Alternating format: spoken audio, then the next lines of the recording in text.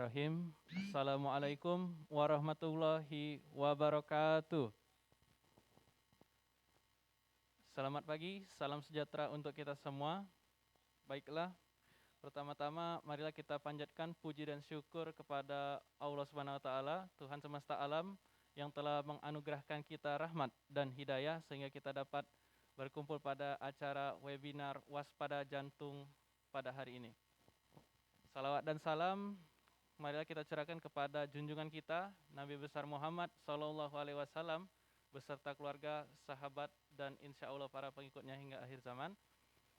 Baiklah, yang saya hormati General Manager Pertamina Refinery Unit 3 Bapak Edi Januari Utama, Manager HSSE Refinery Unit 3 Bapak Binsar Butar-Butar, Section Head Health RU3 Dr. Mariani, Direktur Rumah Sakit Hermina OPI Dr. Hilman Ruhyat, Wakil Direktur Umum Rumah Sakit Hermina OPI Jakabaring Dr. Saza Fitria, Manajemen Rumah Sakit Hermina OPI, narasumber webinar hari ini Dr. Ahmad Pandu, Spesialis Jantung Pembuluh Darah, Fellow of Indonesian Heart Association, seluruh perwira Pertamina RU3 dan keluarga, serta seluruh peserta yang telah hadir bergabung pada webinar kali ini.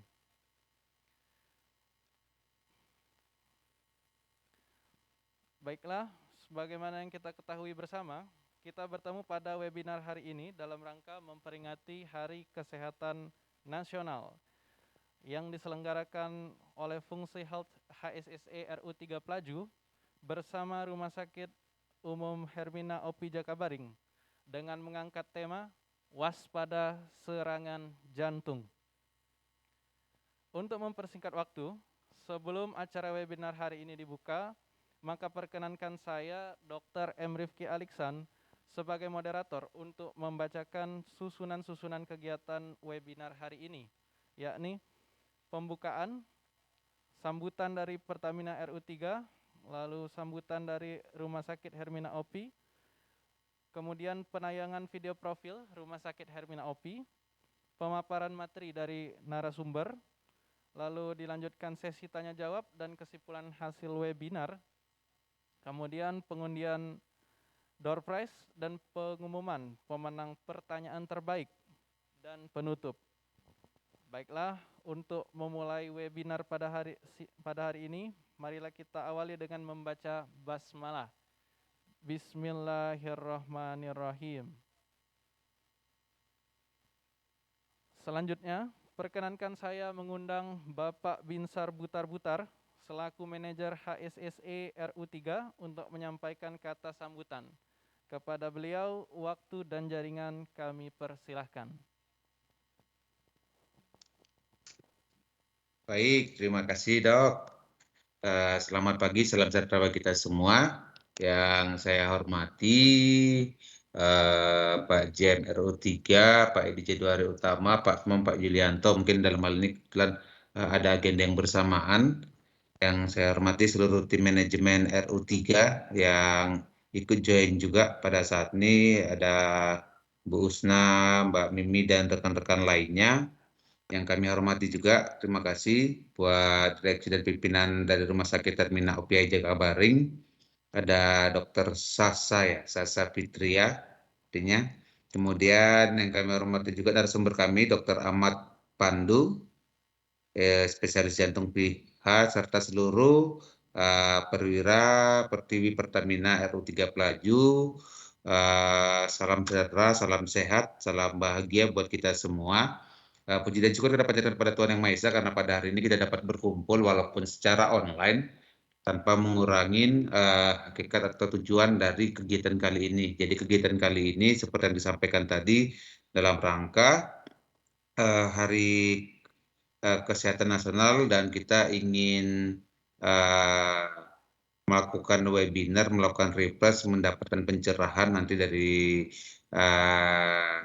para narasumber kita bagaimana waspada serangan jantung. Dapat kita ketahui semua salah satu penyebab kematian kalau kita baca juga dari artikel yang tidak terlihat dan tiba-tiba yang penanganan awalnya mungkin juga tidak bisa disegerakan ataupun tidak bisa kita maintain dari awal adalah salah satunya dari penyakit jantung. Dan tahun ini kita sudah melakukan MCU untuk seluruh pekerja Pertamina dengan persentase sudah 90% lebih yang melakukan MCU. Tapi dari sisi lain, kalau kita lihat dari data MCU masih terdapat pekerja yang memiliki resiko sedang sampai tinggi untuk terkena penyakit jantung koroner. Jadi dari dasar itulah, maka dari HSSE bekerjasama juga dengan Rumah Sakit Termina OPI, kita coba melakukan webinar untuk mendapatkan pencerahan kira-kira bagaimana pencegahan, yang paling utama pencegahan untuk potensi serangan jantung, sehingga kita saat ini bisa melakukan pencegahan untuk potensi serangan jantung tersebut. Jadi Bapak Ibu, rekan-rekan, ini merupakan item atau webinar yang sangat bermanfaat buat kita. Jadi tidak usah segan, silakan melakukan pertanyaan aja nanti dan mohon bantuannya buat Dr. Ahmad Pandu dapat men-share ilmunya, berbagi bagi kita-kita yang utamanya di sini pesertanya mungkin yang bukan background kedokteran, jadi agar kita bisa lebih memahamin dan utamanya kita bisa mencegah, tujuan kita itu. Karena salah satu item yang di Pertamina sendiri kita ada namanya Fit to Work. Jadi kita sehat, tapi ini tujuan utamanya bukan hanya untuk bekerja, tapi untuk kehidupan kita sehari-hari, itu yang utamanya. Karena kalau baca dari hasil rekam MCU juga potensi jantung koronernya bukan saat ini, potensinya bisa sampai 10 ke 20 tahun ke depan. Jadi teman-teman yang mengikuti ini sebagian juga yang masih muda, masih baru, ya sebagian juga ada rekan-rekan kita yang mungkin sudah mulai senior. Jadi intinya kita ingin nanti pada masa pensiunnya kita juga kita dalam keadaan fit, keadaan sehat, pada masa kerja bisa menikmati masa kerja juga bekerja dengan aman dan nanti sampai pensiun bisa menikmatin sampai dengan kondisi yang sehat. Mungkin itu pengantar dari saya. Sekali lagi terima kasih buat seluruh narasumber dan seluruh peserta. Mudah-mudahan apa yang kita kerjakan, kita lakukan pada hari ini berguna, bermanfaat. Dan buat narasumber Pak Ahmad, Pak Andu bisa menjadi amal baik juga buat menjadi pembicaranya. Jadi sekali lagi kami ucapkan terima kasih buat seluruhnya. Mudah-mudahan acara dapat berjalan dengan lancar dan apa yang kita harapkan bisa kita dapat bersama dan yang terutama kita bisa mengimplementasikannya sehingga bisa mencegah jantung koroner buat kehidupan kita sehari-hari. Berkata terima kasih, selamat pagi, salam sejahtera bagi kita semua. Terima kasih Bapak Binsar Butar-Butar atas kata sambutannya. Selanjutnya izinkan saya mengundang Dr. Saza Fitria selaku Wakil Direktur Umum Rumah Sakit Hermina OPI Jakabaring untuk berkenan memberikan kata sambutan. Kepada beliau, waktu dan jaringan kami persilahkan. Ya, terima kasih dokter. Assalamualaikum warahmatullahi wabarakatuh. Yang terhormat narasumber kita, dokter spesialis jantung dan pembuluh darah, Dr. Ahmad Pandu. Hai dok. Dari Pertamina, Persero, General Manager RU3, Manager HSSE RU3 Bapak Binsar Butar-Butar, Section Head Health RU3 Dr. Mariani, seluruh perwira Pertamina RU3 dan keluarga serta seluruh peserta yang telah hadir dan bergabung pada webinar hari ini. Selamat pagi dan salam sejahtera bagi kita semua. Sebelumnya saya Dr. Saza meminta maaf karena Dr. Hilman saat ini halangan hadir, jadi saya mewakilinya. Pertama-tama marilah kita panjatkan puji syukur kehadirat Allah Subhanahu wa taala, Tuhan yang Maha Esa. Karena atas izinnya pada hari ini kita dapat berkumpul di sini untuk bersama-sama mengikuti acara webinar dengan tema waspada serangan jantung. Kami ucapkan terima kasih kepada PT Pertamina Persero atas kerjasama yang sudah terjalin sangat baik selama ini. Semoga kedepannya kerjasama terus berjalan dengan baik. Bapak Ibu yang sudah kita ketahui bahwa penyakit kardiovaskuler atau penyakit jantung itu adalah penyebab kematian nomor 1. Penyakit ini telah memakan korban sebanyak 11,3 juta setiap tahunnya. terutama di Indonesia, penyakit ini masih menjadi penyebab kematian tertinggi, sehingga seluruh masyarakat perlu mengambil peran serta dalam mencegah tingginya angka kesakitan yang diakibatkan oleh penyakit jantung. Oleh sebab itu, penting bagi kita untuk meningkatkan ilmu pengetahuan kita tentang cara pencegahan penyakit jantung. Akhir kata, selamat mengikuti webinar ini. Semoga apa yang kita lakukan hari ini bermanfaat bagi kita semua. Salam sehat. Assalamualaikum warahmatullahi wabarakatuh. Terima kasih. Waalaikumsalam warahmatullahi wabarakatuh. Terima kasih Dr. Saza Fitria atas kata sambutannya. Selanjutnya, izinkan saya menyapa narasumber kita yang telah kita nanti-nantikan. Yang terhormat Dr. Ahmad Pandu, spesialis jantung pembuluh darah, Fellow of Indonesian Heart Association. Selamat pagi, Dr. Pandu. Ya. Tapi sebelum masuk ke sesi materi dari Dr. Pandu, perkenankan saya terlebih dahulu membacakan profil singkat dari narasumber kita berikut ini. Dr. Ahmad Pandu, spesialis jantung pembuluh darah, merupakan alumni Universitas Sriwijaya untuk S1 program dokter umum dan spesialis jantung pembuluh darah untuk program spesialis di Fakultas Kedokteran Universitas Indonesia di Rumah Sakit Pusat Jantung Nasional Harapan Kita. Kemudian untuk pengalaman kerja di Rumah Sakit Umum dan Rumah Sakit Hermina. Kemudian ada beberapa proyek penelitian dan publikasi yang sudah diterbitkan di Singapura, Korea Selatan, Spanyol, Taiwan, dan Eropa. Baiklah, itu tadi profil singkat dari Dr. Ahmad Pandu sebagai perkenalan sebelum beliau secara langsung akan menyapa para peserta webinar dan memaparkan materi webinar hari ini. Untuk itu, izinkan saya mempersilakan Dr. Ahmad Pandu untuk bergabung ke tengah-tengah kita. Tapi sebelumnya kita akan saksikan terlebih dahulu penayangan video profil Rumah Sakit Hermina.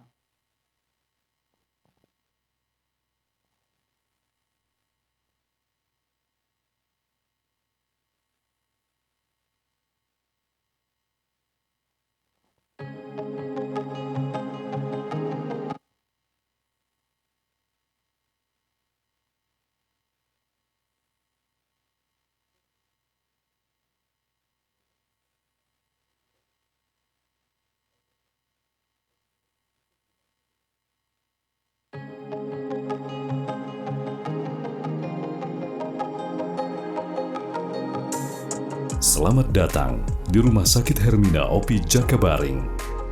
Bagi kami, kesehatan dan kepuasan Anda adalah prioritas utama. Kami percaya langkah kecil menuju kesehatan yang lebih baik diawali dengan sambutan hangat, dan tugas kami untuk membantu Anda merasa betah seperti di rumah dan menyediakan perawatan kesehatan berkualitas tinggi. Selain jajaran dokter yang kompeten dan ahli di bidangnya, kami juga memiliki tenaga medis yang dapat melayani Anda sepenuh hati. Dibangun 5 lantai dengan puluhan kamar, Rumah Sakit Hermina Jakabaring memiliki peralatan medis yang modern, membantu kami menyediakan diagnostik yang akurat dan mengidentifikasi kesehatan Anda. Layanan terbaru kami, yaitu pemeriksaan CT scan,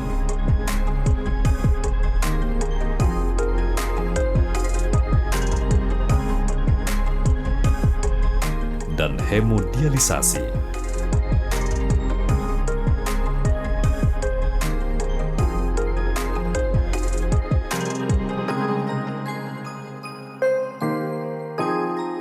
Rawat inap dan jalan, maupun tindakan operasi, kini bisa menggunakan JKN. Seiring dengan perawatan kesehatan yang luar biasa dan layanan profesional, salah satunya persalinan metode ERAX yang membuat Rumah Sakit Hermina menjadi rumah sakit pertama yang menyediakan metode persalinan nyaman dan pemulihan lebih cepat. Rumah Sakit Hermina Jakabaring sudah dilengkapi dengan poliklinik terintegrasi, dokter-dokter spesialis yang standby melayani pasien. Kepercayaan Anda adalah kekuatan pendorong kami, keyakinan kami untuk menciptakan rasa ketenangan bagi Anda. Itulah filosofi kami.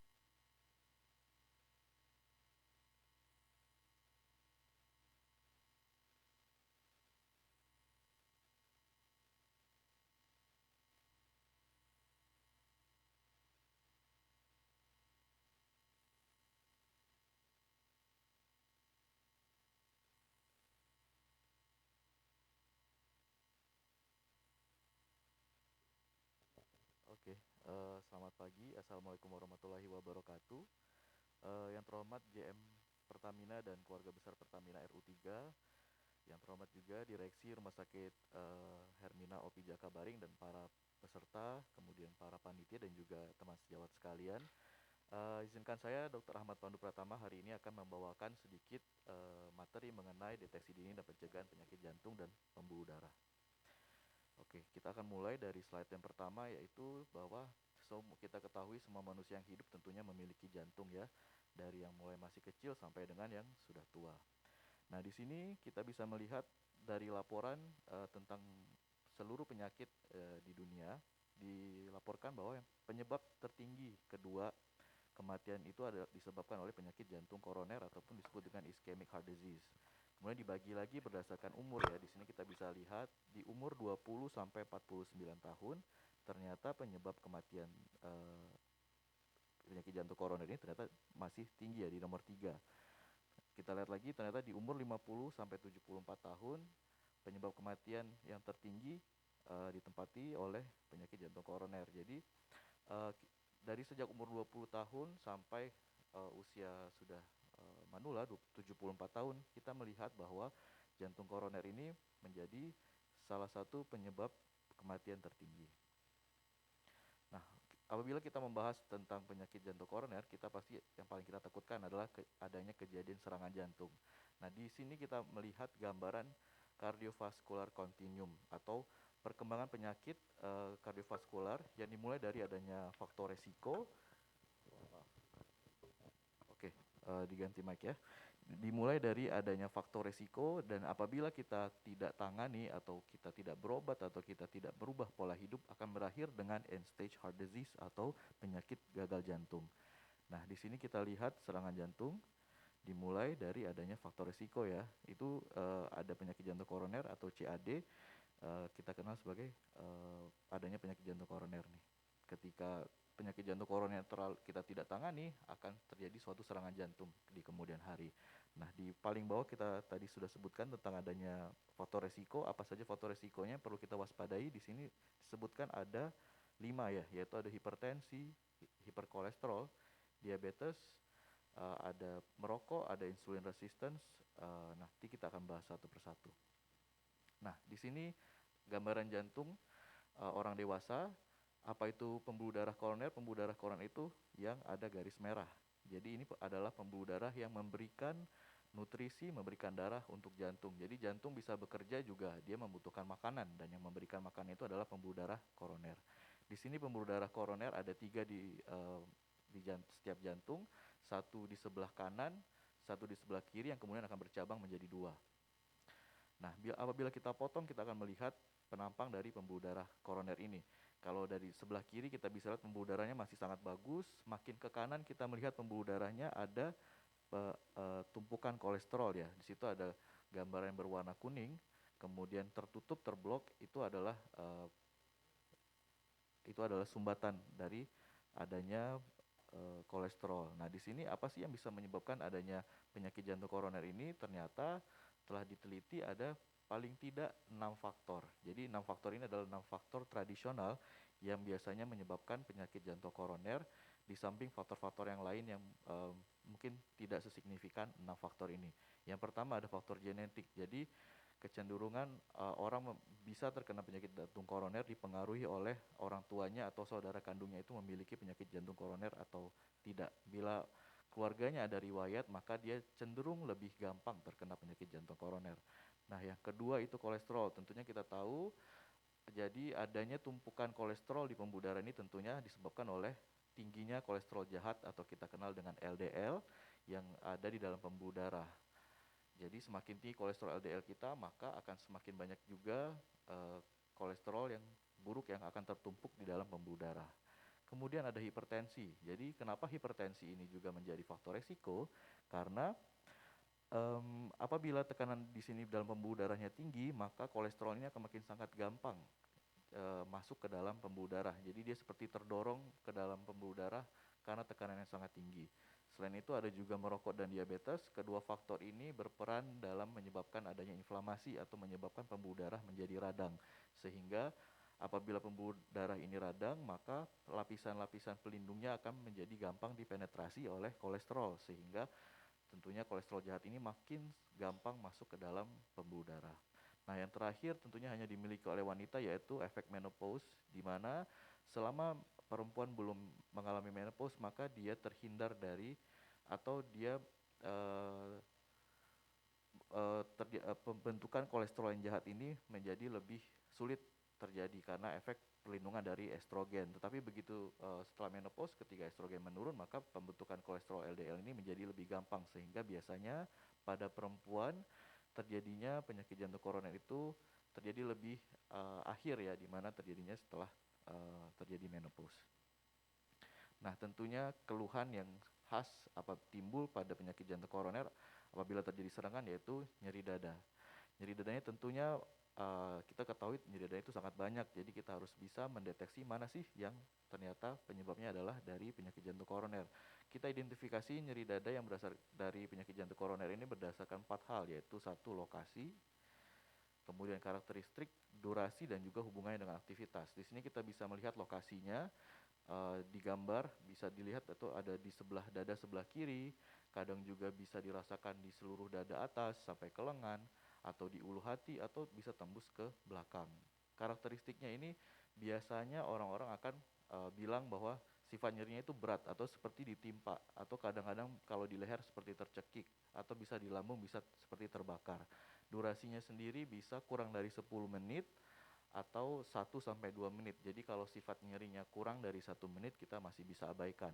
Kemudian hubungan dengan aktivitas. Tentunya penyakit jantung koroner ini terjadi penyempitan di pembuluh darah yang memberikan makanan atau akses darah kepada jantung.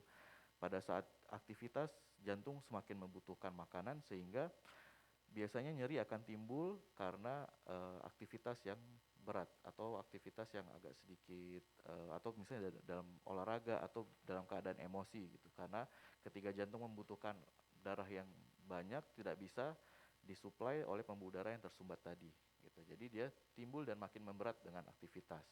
Namun yang perlu diwaspadai adalah bila timbul nyeri dada yang sesuai dengan karakteristik ini dan durasinya lebih dari 20 menit, maka itu sudah kita sebut sebagai nyeri dada yang tidak stabil, sehingga tentunya harus langsung datang ke rumah sakit untuk mendapatkan penanganan yang segera.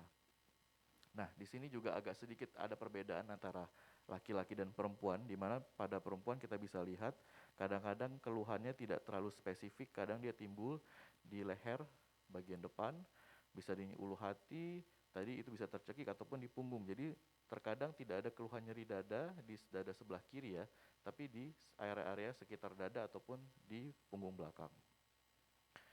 Oke, nah jadi selain tadi kita identifikasi, ada lagi cara kita menentukan nyeri dada ini apakah dia tipikal dari masalah penyakit jantung koroner, atau dia tidak tipikal, atau ternyata bukan sama sekali. Tadi tentunya berdasarkan kriteria nyerinya ya. 1, nyeri dada yang khas tadi, karakteristiknya. Kemudian yang kedua tadi sudah disebutkan, timbul saat aktivitas atau dalam keadaan emosi. Dan ketiga, dia bisa hilang dengan istirahat atau pemberian obat bawah lidah. Jadi ketika memenuhi ketiga kriteria ini, kita akan menyebutkan, biasanya dokter kami akan menyebutkan ini sebagai suatu nyeri dada yang khas, nyeri dada yang tipikal. Apabila hanya 2, kita sebut atipikal, dan apabila tidak ada satupun atau hanya 1, kita sebutnya sebagai bukan angina atau bukan nyeri dada. Nah, ketiga ini akan menjadi salah satu parameter untuk menentukan pasien ini terkena penyakit jantung koroner atau tidak. Nah, bagaimana dengan cara dokter untuk menentukan? Lagi-lagi ini kita mulai, tentunya dokter di Indonesia nggak berbeda jauh dengan dokter yang ada di belahan dunia manapun, Di Indonesia kita biasanya condong ke Eropa ya, jadi kita menggunakan pedoman atau guideline dari Eropa ini tahun 2019, di mana guideline ini atau pedoman ini memandu kita untuk bagaimana mendiagnosis pasien dengan penyakit jantung koroner. Nah, kita pertama akan menggunakan scoring atau pretest probability. Di sini bisa dilihat ada umur di sebelah kiri dari umur 30 tahun sampai 70 tahun. Kemudian tadi kita sudah jelaskan ya tentang typical, atypical, dan non-anginal. Jadi nyeri dadanya sifatnya tipikal atau tidak. Atau yang terakhir di kolom terakhir kita bisa lihat adanya dyspnea. Dyspnea itu adalah sesak nafas saat aktivitas. Jadi pada saat aktivitas yang agak berat timbul sesak nafas, atau orang sini kadang sebutnya nyesak atau senak ya. Jadi, nah di sini kita bisa lihat apabila kita beri contoh, misalnya ada seorang laki-laki yang datang dengan keluhan atipikal dengan umur sekitar 59 tahun. Maka di situ kita bisa lihat kolom ketiga berwarna hijau tua yaitu 17%. Jadi ketika orang sudah datang laki-laki dengan keluhan yang tidak spesifik, mungkin hanya 2 dari 3 kriteria, itu sudah 17% kemungkinan dia ada penyakit jantung koroner. Nah, tentunya di sini adalah tahap awal di mana kita memiliki banyak tahap lagi untuk menentukan atau benar-benar mendiagnosis orang tersebut memiliki penyakit jantung koroner atau tidak. Setelah kita menggunakan ini pretest probability ini, kita melihat dari keluhannya, umur, dan juga jenis kelamin, kita perlu data-data klinis untuk kemudian menambahkan lagi poin. Jadi kita kembali ke slide sebelumnya, kita bisa lihat tadi di sini ada warna ya, di mana ada warna hijau tua, hijau muda, dan juga abu-abu. Di sini warna hijau tua itu kita bilang adalah moderate, jadi resiko yang sedang. Kemudian yang warna hijau muda itu adalah resiko yang kecil ataupun kecil sekali, warna abu-abu. Tetapi di guideline ini kita tidak boleh berada di tengah-tengah. Jadi kita harus benar-benar menentukan pasien ini apakah benar-benar resiko rendah atau dia beresiko tinggi, sehingga kita membutuhkan data-data lain. Nah, kita bisa lihat di sini apa sih yang kita butuhkan data-datanya. Tentunya yang pertama kita harus menanyakan faktor resiko. Di situ ada faktor resikonya ya. Tadi yang kita sebutkan dari awal yaitu dislipidemia atau masalah kolesterol, ada diabetes atau tidak, ada hipertensi atau tidak, merokok atau tidak, dan adakah riwayat keluarga yang terkena penyakit jantung koroner. Kemudian kita lakukan resting EKG. Biasanya itu adalah pemeriksaan rekam jantung yang dilakukan pada saat kita ditidurkan, kemudian kita diambil rekam jantungnya. Kemudian ada juga LV dysfunction suggestive of CAD, itu artinya dilakukan pemeriksaan ehokardiografi atau USG jantung ya, untuk melihat ada tidak disfungsi left ventricle. Left ventricle itu adalah ventricle kanan. Biasanya kalau ada serangan jantung, nanti fungsi jantungnya sedikit menurun karena ya tentunya karena dia tidak dapat akses makanan yang cukup, jadi fungsinya menurun gitu. Nah, yang itu ada lagi abnormal exercise EKG. Apa sih exercise EKG? Itu treadmill test. Jadi kadang-kadang kita tentunya di Pertamina ya, biasanya sudah rutin dilakukan EKG. Dan yang terakhir ada coronary calcium by CT, atau kita lakukan CT scan pembuluh darah koronernya, kemudian kita nilai ada nggak di situ tumpukan kalsium. Biasanya akan terlihat di gambarnya putih-putih, nanti kita hitung skornya, nanti kita tentukan. Nah, jadi selain dari keluhan harus dilakukan pemeriksaan. Pemeriksaannya tadi mulai dari faktor risiko sampai pemeriksaan yang simpel EKG sampai CT scan. Nanti setelah kita gabungkan scoringnya, kita nanti bisa menentukan clinical likelihood, itu di bawah bisa dilihat clinical likelihood, atau kita bilangnya kecenderungan klinis. Orang ini benar-benar ada nggak sih penyakit jantung koronernya gitu. Nah, di sini kita sedikit rangkum ya. Jadi untuk mendeteksi dini penyakit jantung koroner tentunya tidak hanya dilakukan oleh dokter, tapi oleh pasiennya sendiri atau kita orang awam sendiri. Jadi untuk orang awam kita mendeteksi keluhan. Kan kita tadi udah cerita tuh keluhannya apa aja, dari ada nggak nyeri dada atau sesak nafas yang sifatnya seperti yang sudah dijelaskan. Kemudian di keluarga ada nggak sih faktor resikonya, tadi riwayat keluarga, hipertensi, ada hipertensi nggak, ada dislipid, ada diabetes, merokok, ataupun apakah sudah menopause. Tentunya ini data-data ini gampang sekali dideteksi oleh masing-masing individu ya.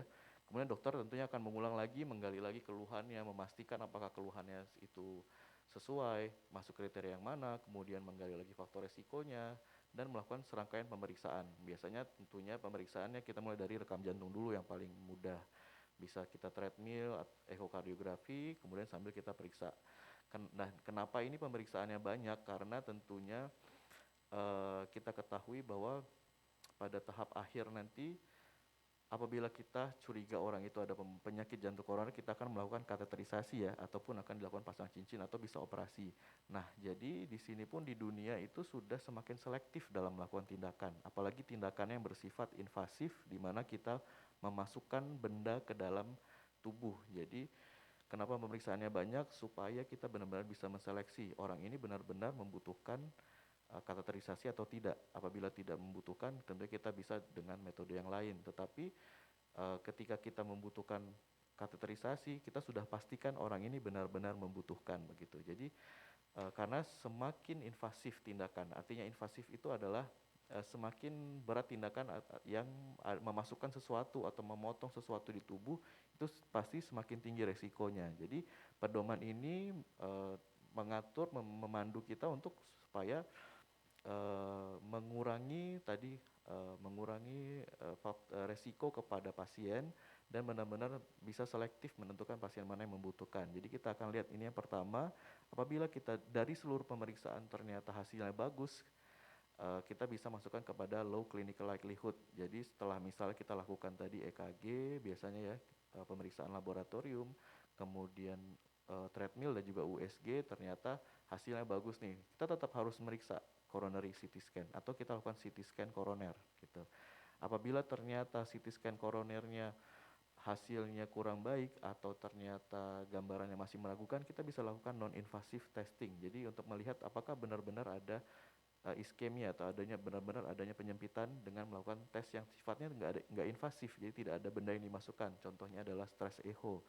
Stress echo itu dilakukan USG jantung sambil pasiennya bisa treadmill atau diberikan obat-obat yang memacu jantungnya. Nah, apabila memang hasil CT scan koronernya memang sangat jelek, artinya ada penyumbatan yang sangat tinggi, bisa 50% atau 70% ke atas, itu sudah memberikan warning bahwa pasien itu perlu dilakukan kateterisasi. Nah, apabila ternyata dari pemeriksaan tadi, dari USG aja ataupun dari EKG kita udah melihat, oh sepertinya ada tanda-tanda penyakit jantung nih. Nah, kita bisa lakukan tadi yang pertama, stress echo. Kalau misalnya hasilnya masih meragukan, kita bisa lakukan CT scan. Atau bila memang sudah dari stress echo sudah terlihat adanya masalah di jantungnya, kita bisa langsung lakukan kateterisasi. Tapi tentunya kita semua, mau itu low ataupun high, kita akan berikan obat-obatan untuk menurunkan gejala, dan apabila memang gejalanya timbul, kita lakukan kateterisasi. Nah, yang terakhir itu adalah high clinical likelihood, jadi orang ini benar-benar memiliki resiko yang tinggi, dan sepertinya memang benar-benar kecurigaannya sangat tinggi bahwa orang ini ada penyakit jantung koroner. Contohnya itu bisa dilihat dua hal ya, typical angina ataupun adanya nyeri dada yang khas pada saat dilakukan exercise atau dilakukan aktivitas yang sifatnya low atau rendah, atau pada saat di USG ternyata kita sudah dapatkan jantungnya melemah gitu. Ada yang kadang-kadang kita bilangnya jantungnya bengkak, fungsinya turun, berarti itu kita nggak perlu lagi cek coronary CT, nggak perlu lagi stress echo, kita langsung melakukan kateterisasi. Nah, nanti dari hasil kateterisasi ini pun kita tidak bisa langsung menyuruh orang itu untuk dipasang cincin. Kita biasanya di Palembang itu biasanya kita lakukan standby ya sifatnya, di mana kalau memang memasuk kriteria untuk melakukan pasang cincin akan dipasang, kalau tidak masuk kriteria maka tindakan akan stop di kateterisasi saja. Jadi apabila dilakukan kateterisasi hasilnya sumbatannya sedikit tuh, biasanya mereka akan bilang, oh sumbatannya di bawah 70% Pak atau Bu gitu. Jadi kita obat-obatan dulu ya gitu. Jadi itu bila sumbatannya di bawah 70 atau 90%, kita bisa mulai dengan obat-obatan. Nah, kemudian bila ternyata hasilnya 70-90% sumbatannya, di bawah 90%, kita masih ragu apakah memang benar-benar sumbatan ini menyebabkan adanya gangguan di jantungnya, kita bisa lakukan pemeriksaan SPECT. Di sini di Palembang memang belum ada, di Jakarta pun baru ada di Rumah Sakit Harapan kita ya. Jadi ini diberikan zat nuklir yang dia sekitar 1-2 jam saja nanti dia hilang dari pembuluh darah untuk melihat sel jantung mana yang sudah mati atau sel jantung mana yang masih hidup. Jadi tentunya strategi kita membuka pembuluh darah untuk memberikan darah tentunya untuk sel-sel jantung yang masih sehat atau mungkin dia masih tidur karena sedikit alirannya. Apabila sel jantungnya sudah mati, ya buat apa kita lakukan pemasangan cincin ataupun operasi. Nah, yang terakhir kita lihat adanya stenosis lebih dari 90% atau memang dicurigainya ada iskemia. Kita bisa mulai dengan drug terapi ya, kalau memang ada sumbatan yang kita lihat dari speknya ada. Nah, terakhir Apabila memang sumbatannya 90%, tentunya ini baru kita establish melakukan pemasangan cincin. Tapi itu misal pembuluh darahnya yang tersumbat misal 1-2. Ketika sumbatannya sudah terlalu banyak atau pembuluh darahnya bermasalah sangat kecil, tidak bisa dipasang cincin, mungkin metode yang bisa dipilih adalah operasi bypass gitu. Jadi di sini kita lihat gambaran umumnya ya, bahwa pasien yang datang itu ketika dia konsultasi ke dokter, apabila kenapa nanti dokternya ada yang saya kok cuma disuruh echo, kemudian selanjutnya disuruh kateter, ada yang kok saya disuruh echo yang pakai obat dulu ya, atau kok saya disuruh CT scan. Nah ini adalah framework atau di sini adalah algoritma kita seorang dokter menentukan tindakan kepada masing-masing pasien. Tentunya apabila memang dari resiko dan juga dari pemeriksaan yang berbeda-beda, tentunya nanti algoritma ataupun alurnya juga berbeda-beda begitu. Nah, di sini tadi kita sudah cerita tentang itu adalah tadi cerita tentang masalah penyakit jantung koroner. Nah, apabila memang ternyata terkonfirm adanya penyakit jantung koroner, beberapa pasien kadang mau dikateter, ada yang nggak mau dikateter. Sometimes ada yang dikateter sudah tahu ada sumbatan yang banyak, dia tidak mau dilakukan pasang cincin atau takut untuk dioperasi. Apa yang akan terjadi kepada pasien-pasien itu? Tentunya bila tidak ditangani akan terjadi gagal jantung atau kalau dokter bilangnya congestive heart failure gitu. Kadang orang taunya jantungnya bengkak atau jantungnya sudah melebar. Nah itu sebenarnya kalau istilah kita sudah dalam keadaan gagal jantung begitu. Nah tentunya tadi kita kembali lagi, apa sih gagal jantung ini? Selain penyebabnya dari penyakit jantung koroner, ada juga penyebab lain. Jadi ada beberapa jalur orang-orang bisa menjadi gagal jantung, mulai dari hipertensi, diabetes. Nah di sini kita akan melihat salah satu penyebab tertinggi terjadinya gagal jantung selain dari penyakit jantung koroner itu adalah hipertensi. Jadi kita agak sedikit cerita tentang hipertensi ya. Di sini prevalensi hipertensi itu lumayan tinggi. Di dewasa ada sekitar 30-45 orang yang menderita hipertensi setelah diteliti. Di Indonesia sih ini data tahun 2013 ya. Nggak tahu negara kita agak sedikit slow dalam memberikan data, nggak ada data terbaru setelah 2013, prevalensi sekitar 26%. Nah hipertensi ini banyak, dia juga mahal nih, jadi menghabiskan 10% dari seluruh dana kesehatan yang dilaporkan oleh masing-masing negara. Dan secara seketika di total itu sekitar 370 miliar dolar per tahun. Nah ada suatu studi besar, yaitu studi Framingham Heart Study namanya, di situ dia mendapatkan data bahwa hampir 90% orang yang akan berusia di atas 55 tahun itu lama-kelamaan akan menjadi hipertensi dan dari data itu diprediksi bahwa akan ada sekitar 1,6 miliar orang yang menderita hipertensi pada tahun 2025. Nah selain dia ini banyak, kemudian dia mahal, yang ketiga ternyata dia letal juga, dia sedikit banyak juga menyebabkan kematian. Jadi 14% kematian yang dilaporkan di seluruh dunia itu disebabkan oleh hipertensi. Tetapi kita bisa lihat data yang terakhir yaitu walaupun hipertensi ini berat, hanya 37% saja yang mau berobat. Kenapa? Karena hipertensi ini kadang-kadang tidak ada keluhan. Apalagi orang Indonesia ya, nggak ada keluhan, nggak berobat. Dianggap semua penyakit kayak batuk pilek. Kalau lagi batuk baru berobat, ketika batuknya sembuh, udah nggak tahu kemana. Nanti tiba-tiba datang udah serangan jantung, udah stroke, udah gagal ginjal. Nah, kemudian ternyata juga ini yang terakhir, hanya 14% yang mencapai tekanan darah. Tentunya ini permasalahan 14% ini datanya dari seluruh dunia ya, nggak cuma Indonesia. Ternyata di dunia pun, di belahan dunia yang memang sudah maju pun, hipertensi ini memang masih menjadi masalah, baik dari segi pasiennya sendiri ataupun dari segi tenaga medis yang memberikan pengobatan. Nah kita lihat ini adalah alur hipertensi di mana apabila kita memiliki hipertensi disertai faktor resiko lain seperti obesitas, diabetes, merokok ataupun dislipidemia, kita akan berujung dengan satu terjadinya penebalan jantung, yang kedua serangan jantung. Penebalan jantung ini menyebabkan jantungnya menjadi melebar. Kalau serangan jantung tadi ya bisa merusak jantungnya. Nah kalau yang jalur pertama tadi pelebaran jantung ini akan lama-lama menjadi keras karena tekanan darah yang tinggi itu adanya di pembuluh darah. Jantung itu adalah pompa yang akan mengirimkan darah ke pembuluh darahnya. Jadi kalau pembuluh darahnya tekanan tinggi, jantungnya harus bekerja ekstra. Sama kayak kita, mungkin saya yang kerjanya cuma duduk, dibandingkan seorang yang kerja fisiknya berat seperti kuli bangunan misalnya, tentunya kita bisa lihat kuli bangunan lebih berotot dari saya ya.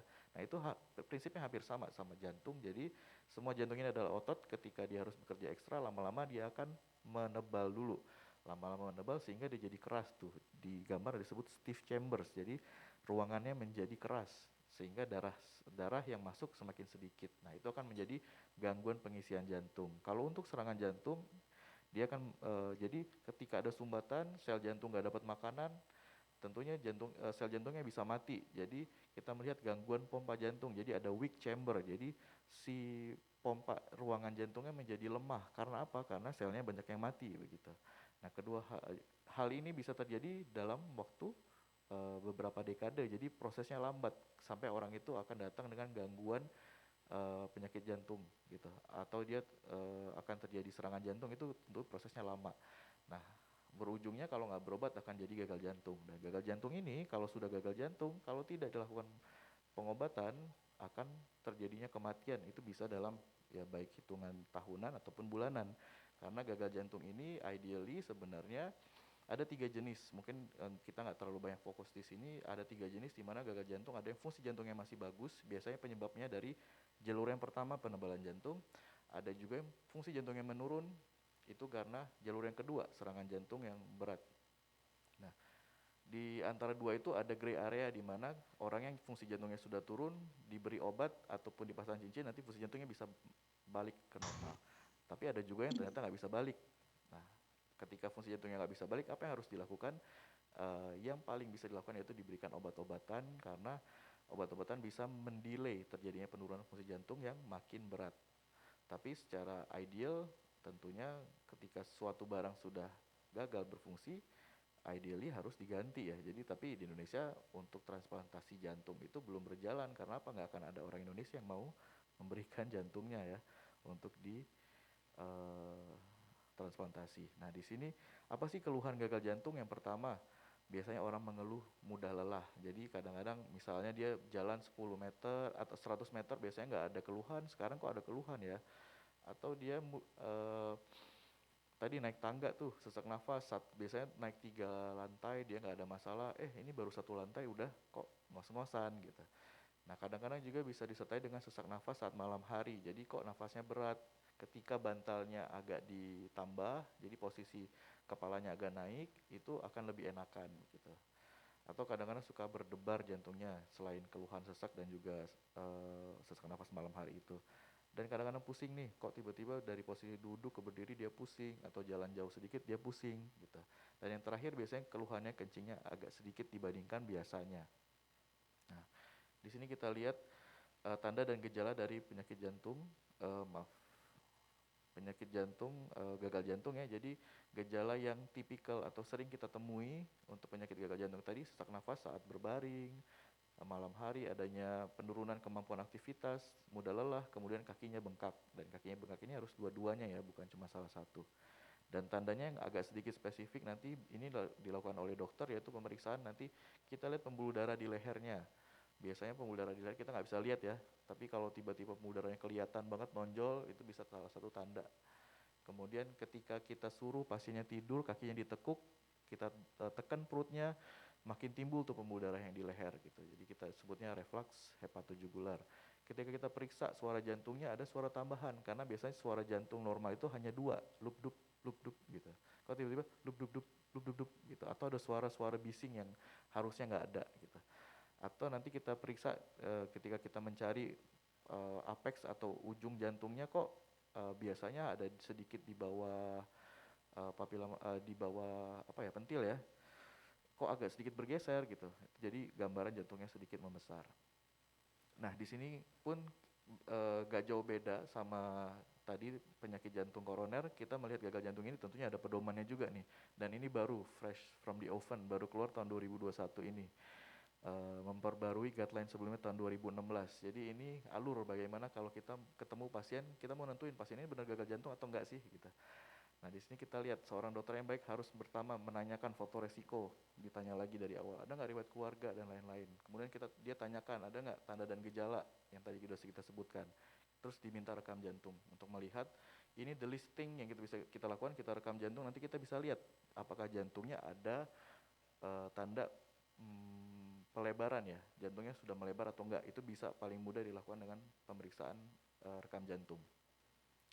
Nah, ini Mungkin agak sedikit berbeda dengan di negara kita. Di luar kita bisa lakukan pemeriksaan NT-proBNP dengan sangat gampang. Di Indonesia sini agak susah karena nggak semua laboratorium punya pemeriksaan ini, dan nggak semua juga mau menanggung pemeriksaan ini karena lumayan agak mahal. Dan yang ketiga, kita lakukan ehokardiografi. Jadi ini adalah alur yang kita lakukan secara legi artis, atau kita bilangnya kalau kita mau ikut alur yang benar tuh seperti ini gitu. Tapi karena kondisi di Indonesia, sometimes pemeriksaan NT-proBNP ini belum bisa dilakukan dengan mudah karena harganya sangat mahal. Jadi kita bisa simpulkan bahwa untuk pasien mendeteksi keluhan ya, apa yang dirasakan, ada nggak tadi sesak nafas saat aktivitas, kemudian apakah pada saat tidur harus posisinya tinggi, atau kadang-kadang terbangun malam-malam karena sesak tiba-tiba, jadi kebangun malam terus tiba-tiba batuk gitu. Biasanya itu sekitar batuk-batuk sekitar jam 1 sampai jam 3 pagi. Oke. Tadi mudah lelah, ada kaki bengkak atau enggak, terus faktor resiko ada atau enggak, dulunya pernah serangan jantung atau enggak, kemudian yang tadi faktor resiko yang sama dengan penyakit jantung koroner. Nah, untuk dokternya tentu lagi menggali keluhannya, menggali faktor resiko, dan melakukan pemeriksaan yang disesuaikan dengan apa yang ada di Indonesia. Nah, kemudian kita sudah cerita 2 hal nih, bagaimana mendeteksi kita curiga adanya penyakit jantung koroner, atau kita curiga apakah kita ternyata sudah di posisi gagal jantung gitu. Nah, tadi sudah kita sebutkan satu persatu. Nah, yang terakhir kita akan bahas bagaimana cara mencegah nih. Jadi kita sebagai orang yang mungkin masih sehat, mungkin kita merasa faktor risiko saya nggak punya nih, kemudian saya nggak punya penyakit apa-apa, terus saya juga sehat-sehat aja, aktivitas saya masih bisa, olahraga saya masih mampu gitu. Jadi untuk mencegah jangan sampai terjadi penyakit jantung koroner atau ujungnya menjadi gagal jantung, ini adalah hal-hal yang bisa kita lakukan. Mulai dari satu, kita atur diet kita nih, kita atur asupan garam, dibatasi 5 sampai 6 gram per hari. Saya juga bingung ini gimana cara ngitungnya ya, tapi mungkin ibu-ibu lebih ngerti nih, bagaimana cara membatasi 5 sampai 6 gram per hari asupan garamnya di rumah. Kemudian kurangi konsumsi alkohol, bagi yang mengkonsumsi alkohol tentunya, bagi yang enggak ya enggak masalah. Untuk diet sendiri kita bisa tentukan nih, dietnya kita mulai atur dengan meningkatkan konsumsi sayur, buah-buahan segar, ikan-ikanan, kacang-kacangan, kemudian asam lemak yang tidak jenuh seperti contohnya minyak zaitun. Dan kita mengurangi konsumsi produk susu atau produk dairy, dan juga mengurangi konsumsi daging merah. Nah, selain itu kita juga harus turunkan indeks massa tubuh, di mana indeks massa tubuh ini yang kita cari itu targetnya itu 25 kg per meter persegi. Ini cara menghitungnya gampang ya, tinggal membagi berat badan dibagi dengan tinggi badan kuadrat gitu, tapi tinggi badannya dalam meter. Terus target lingkar perut, jadi bisa diukur masing-masing perutnya. Untuk laki-laki targetnya harus di bawah 94, untuk perempuan di bawah 80 gitu. Dan melakukan olahraga tentunya. Jadi kita akan mungkin setelah ini kita bahas sedikit tentang exercise, tentang olahraga, di mana dikatakan olahraga apabila dilakukan lebih dari sama dengan 30 menit per hari. Jadi nggak bisa kalau kita jalan 10 menit mau bilang olahraga, agak kurang ini ya, waktunya kurang tuh. Jadi harus 30 menit. Kemudian dilakukan dengan teratur, di mana 5 sampai 7 hari per minggu. Nah, sifatnya ini yang diminta oleh atau yang disarankan oleh guideline ini atau pedoman ini, yaitu sifatnya moderate dynamic. Nanti setelah ini kita cerita. Dan juga untuk yang merokok tentunya tadi kita udah cerita dari awal ya, bahwa penyebabnya adalah rokok ini menyebabkan radang. Jadi bagi yang merokok tentunya stop merokok. Jadi apabila kita bisa melakukan ini, mengatur diet, mengatur berat badan, mengatur kebiasaan buruk, ini akan bisa mencegah kita menjadi terkena penyakit jantung koroner ataupun gagal jantung. Nah, di sini untuk menentukan exercise, di sini kita cerita bagaimana kita harus melakukan aktivitas olahraga. Yang pertama itu kita tentukan dulu resiko penyakit jantungnya. Cardiovascular disease, ada nggak penyakit kardiovaskular, resikonya. Tadi kan resikonya mungkin kita udah jelaskan tadi sedikit sebelumnya, nanti akan saya tambahkan tabelnya setelah ini. Jadi apabila resiko penyakit kardiovaskularnya itu rendah, di bawah 5%, nggak ada masalah mau aktivitas apapun gitu.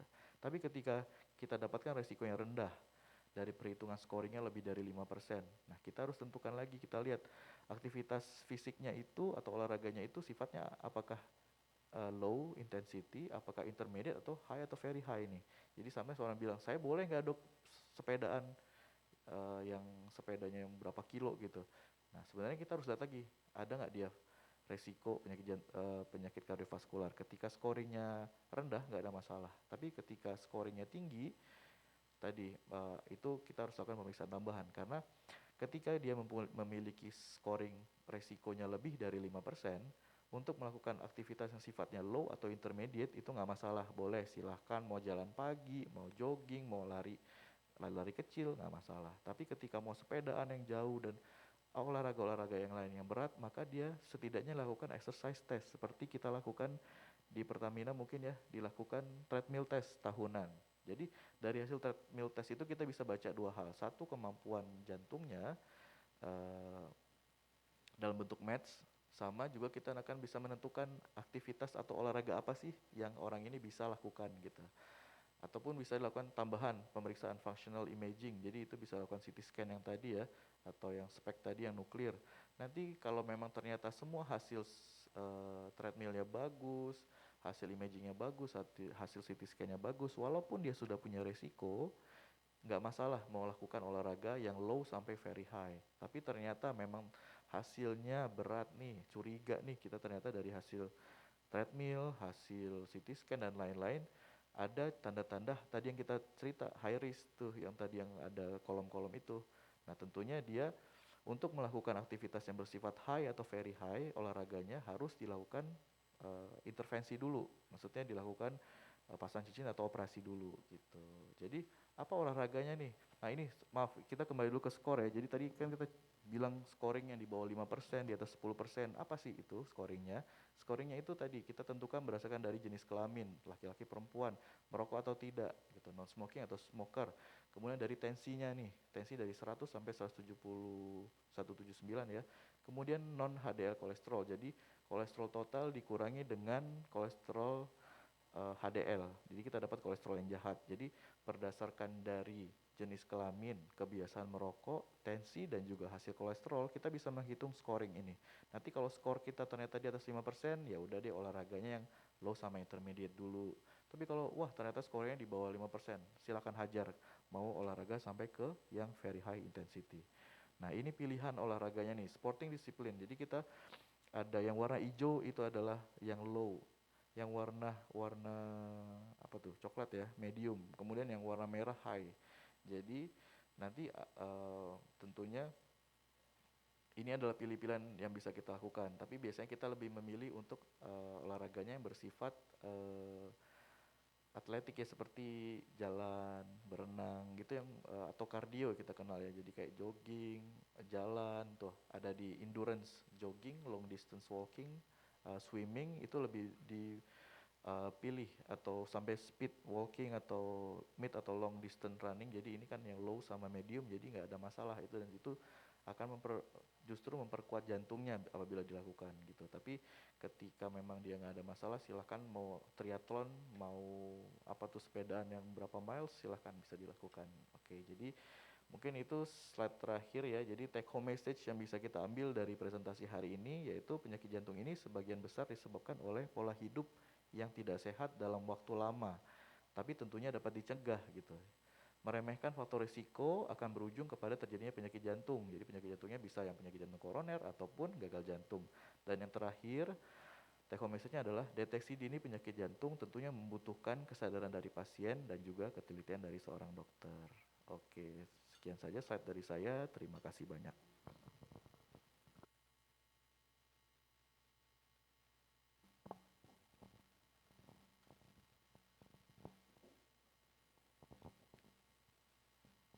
Baik, terima kasih atas materi yang telah disampaikan oleh Dr. Pandu, SPJP. Selanjutnya kita akan lanjut ke sesi tanya jawab.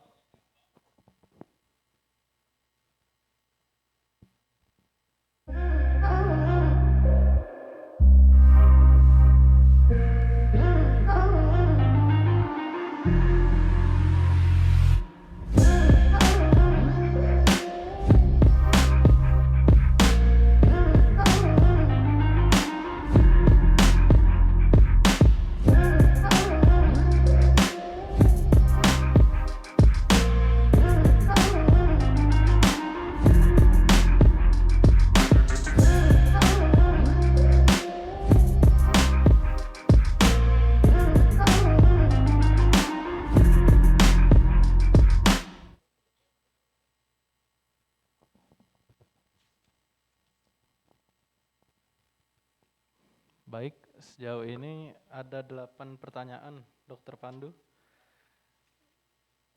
yang telah diajukan.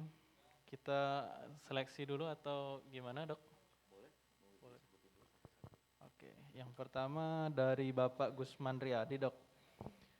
Bagaimana tindakan pertolongan pertama untuk seseorang yang dianggap ada serangan jantung? Oke, mungkin saya bantu jawab yang pertama dulu ya. Kalau memang kita curiga itu ada suatu serangan jantung berdasarkan tadi kriteria yang sudah disebutkan, mungkin apabila memang tidak ada obat-obatan di rumah, yang mungkin pertama bisa dilakukan langsung dibawa ke UGD. Tapi apabila punya oksigen di rumah, silahkan diberi oksigen dulu.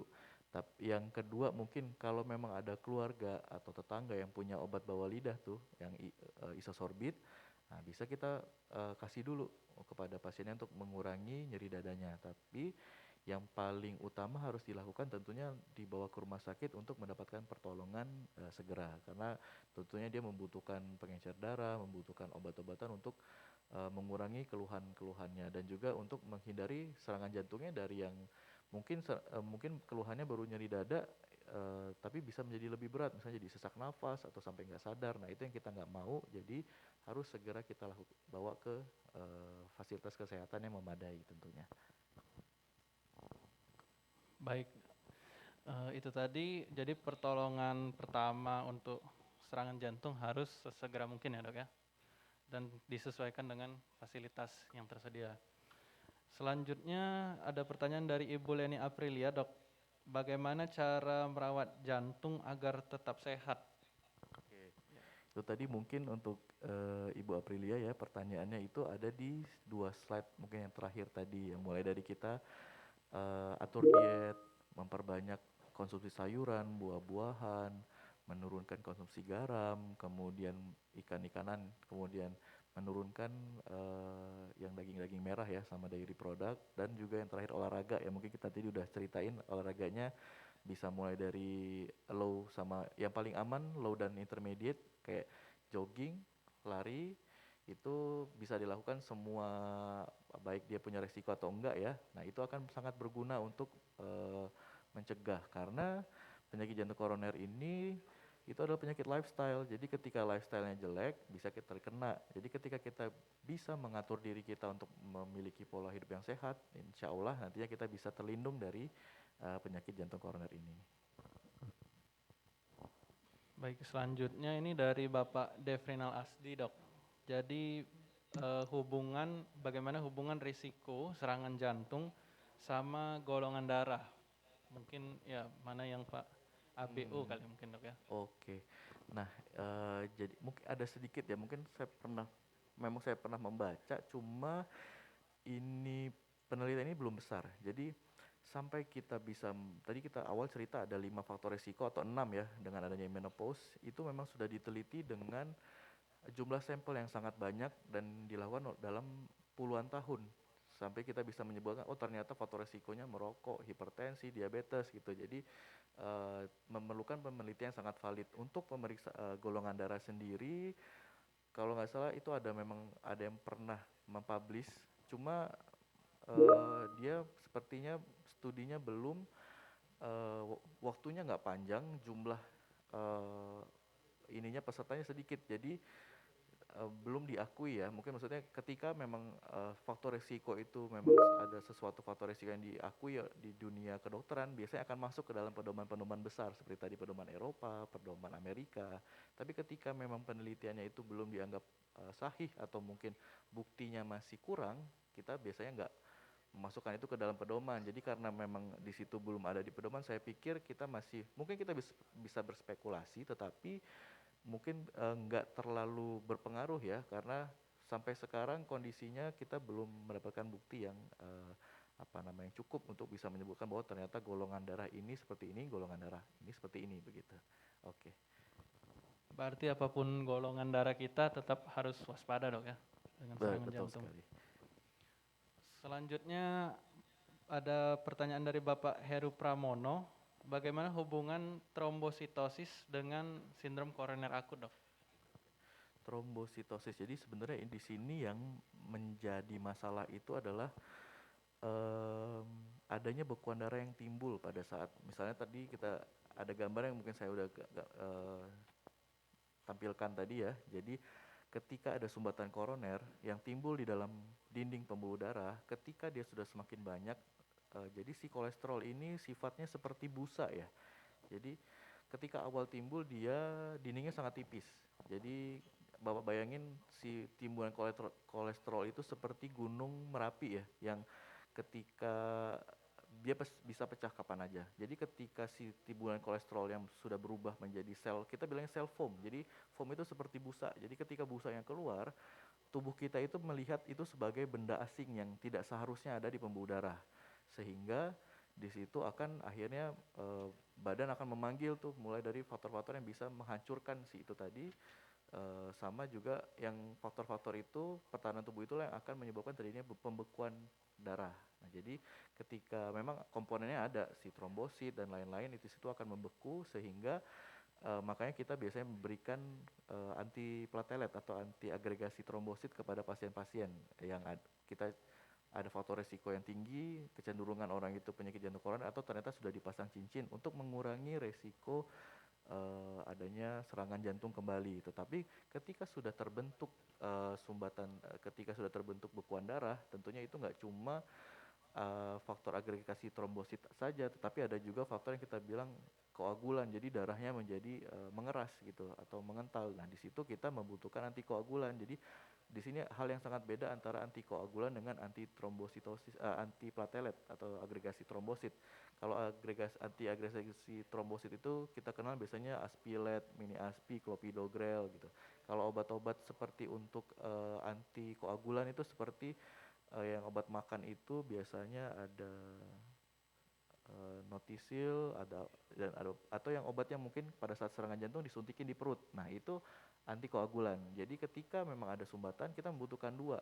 Ada antiplatelet, agregasi platelet yang dikonsumsi, biasanya 2 jenis, disertai dengan antikoagulan yang disuntikan di perut gitu. Jadi ada dua hal yang berpengaruh di dalam terjadinya serangan jantung ya.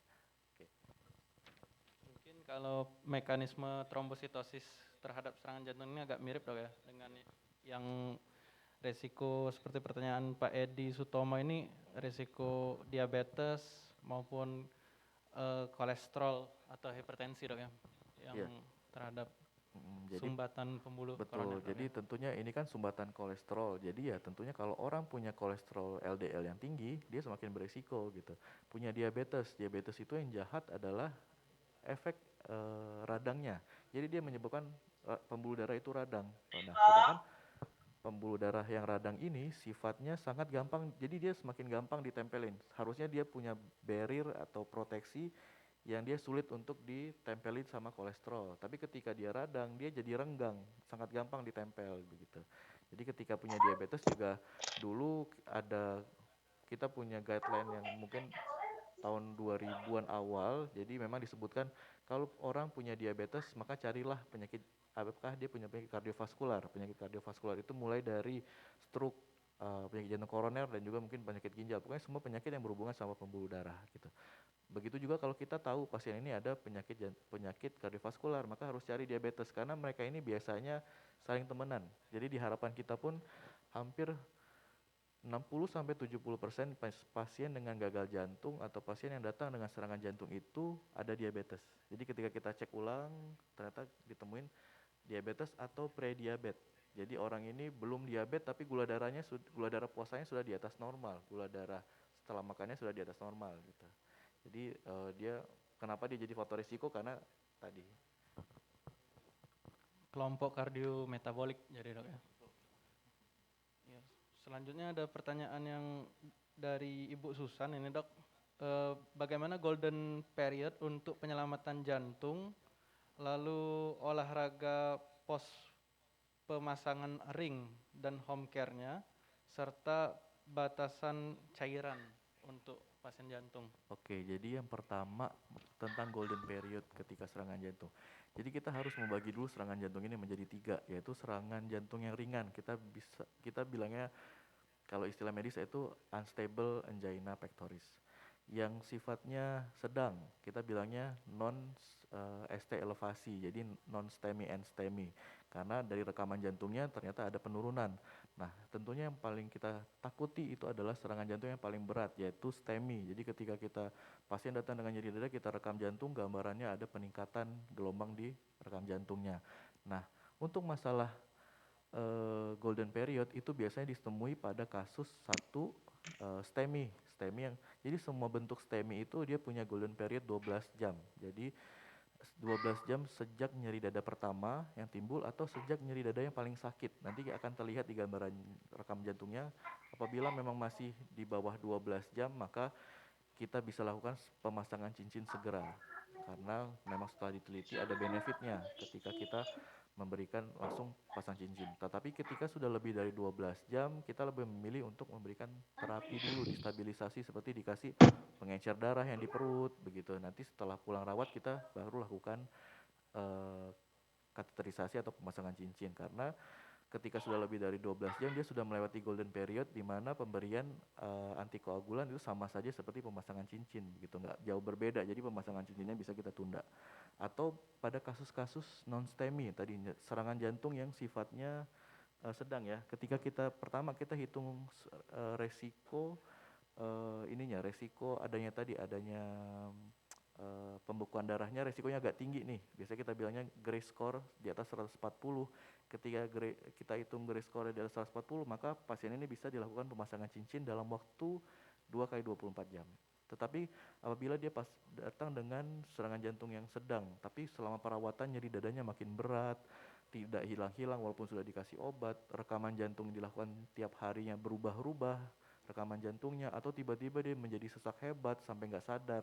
Nah itu serangan jantung, walaupun dia serangan jantung yang sedang, dia tetap harus kita lakukan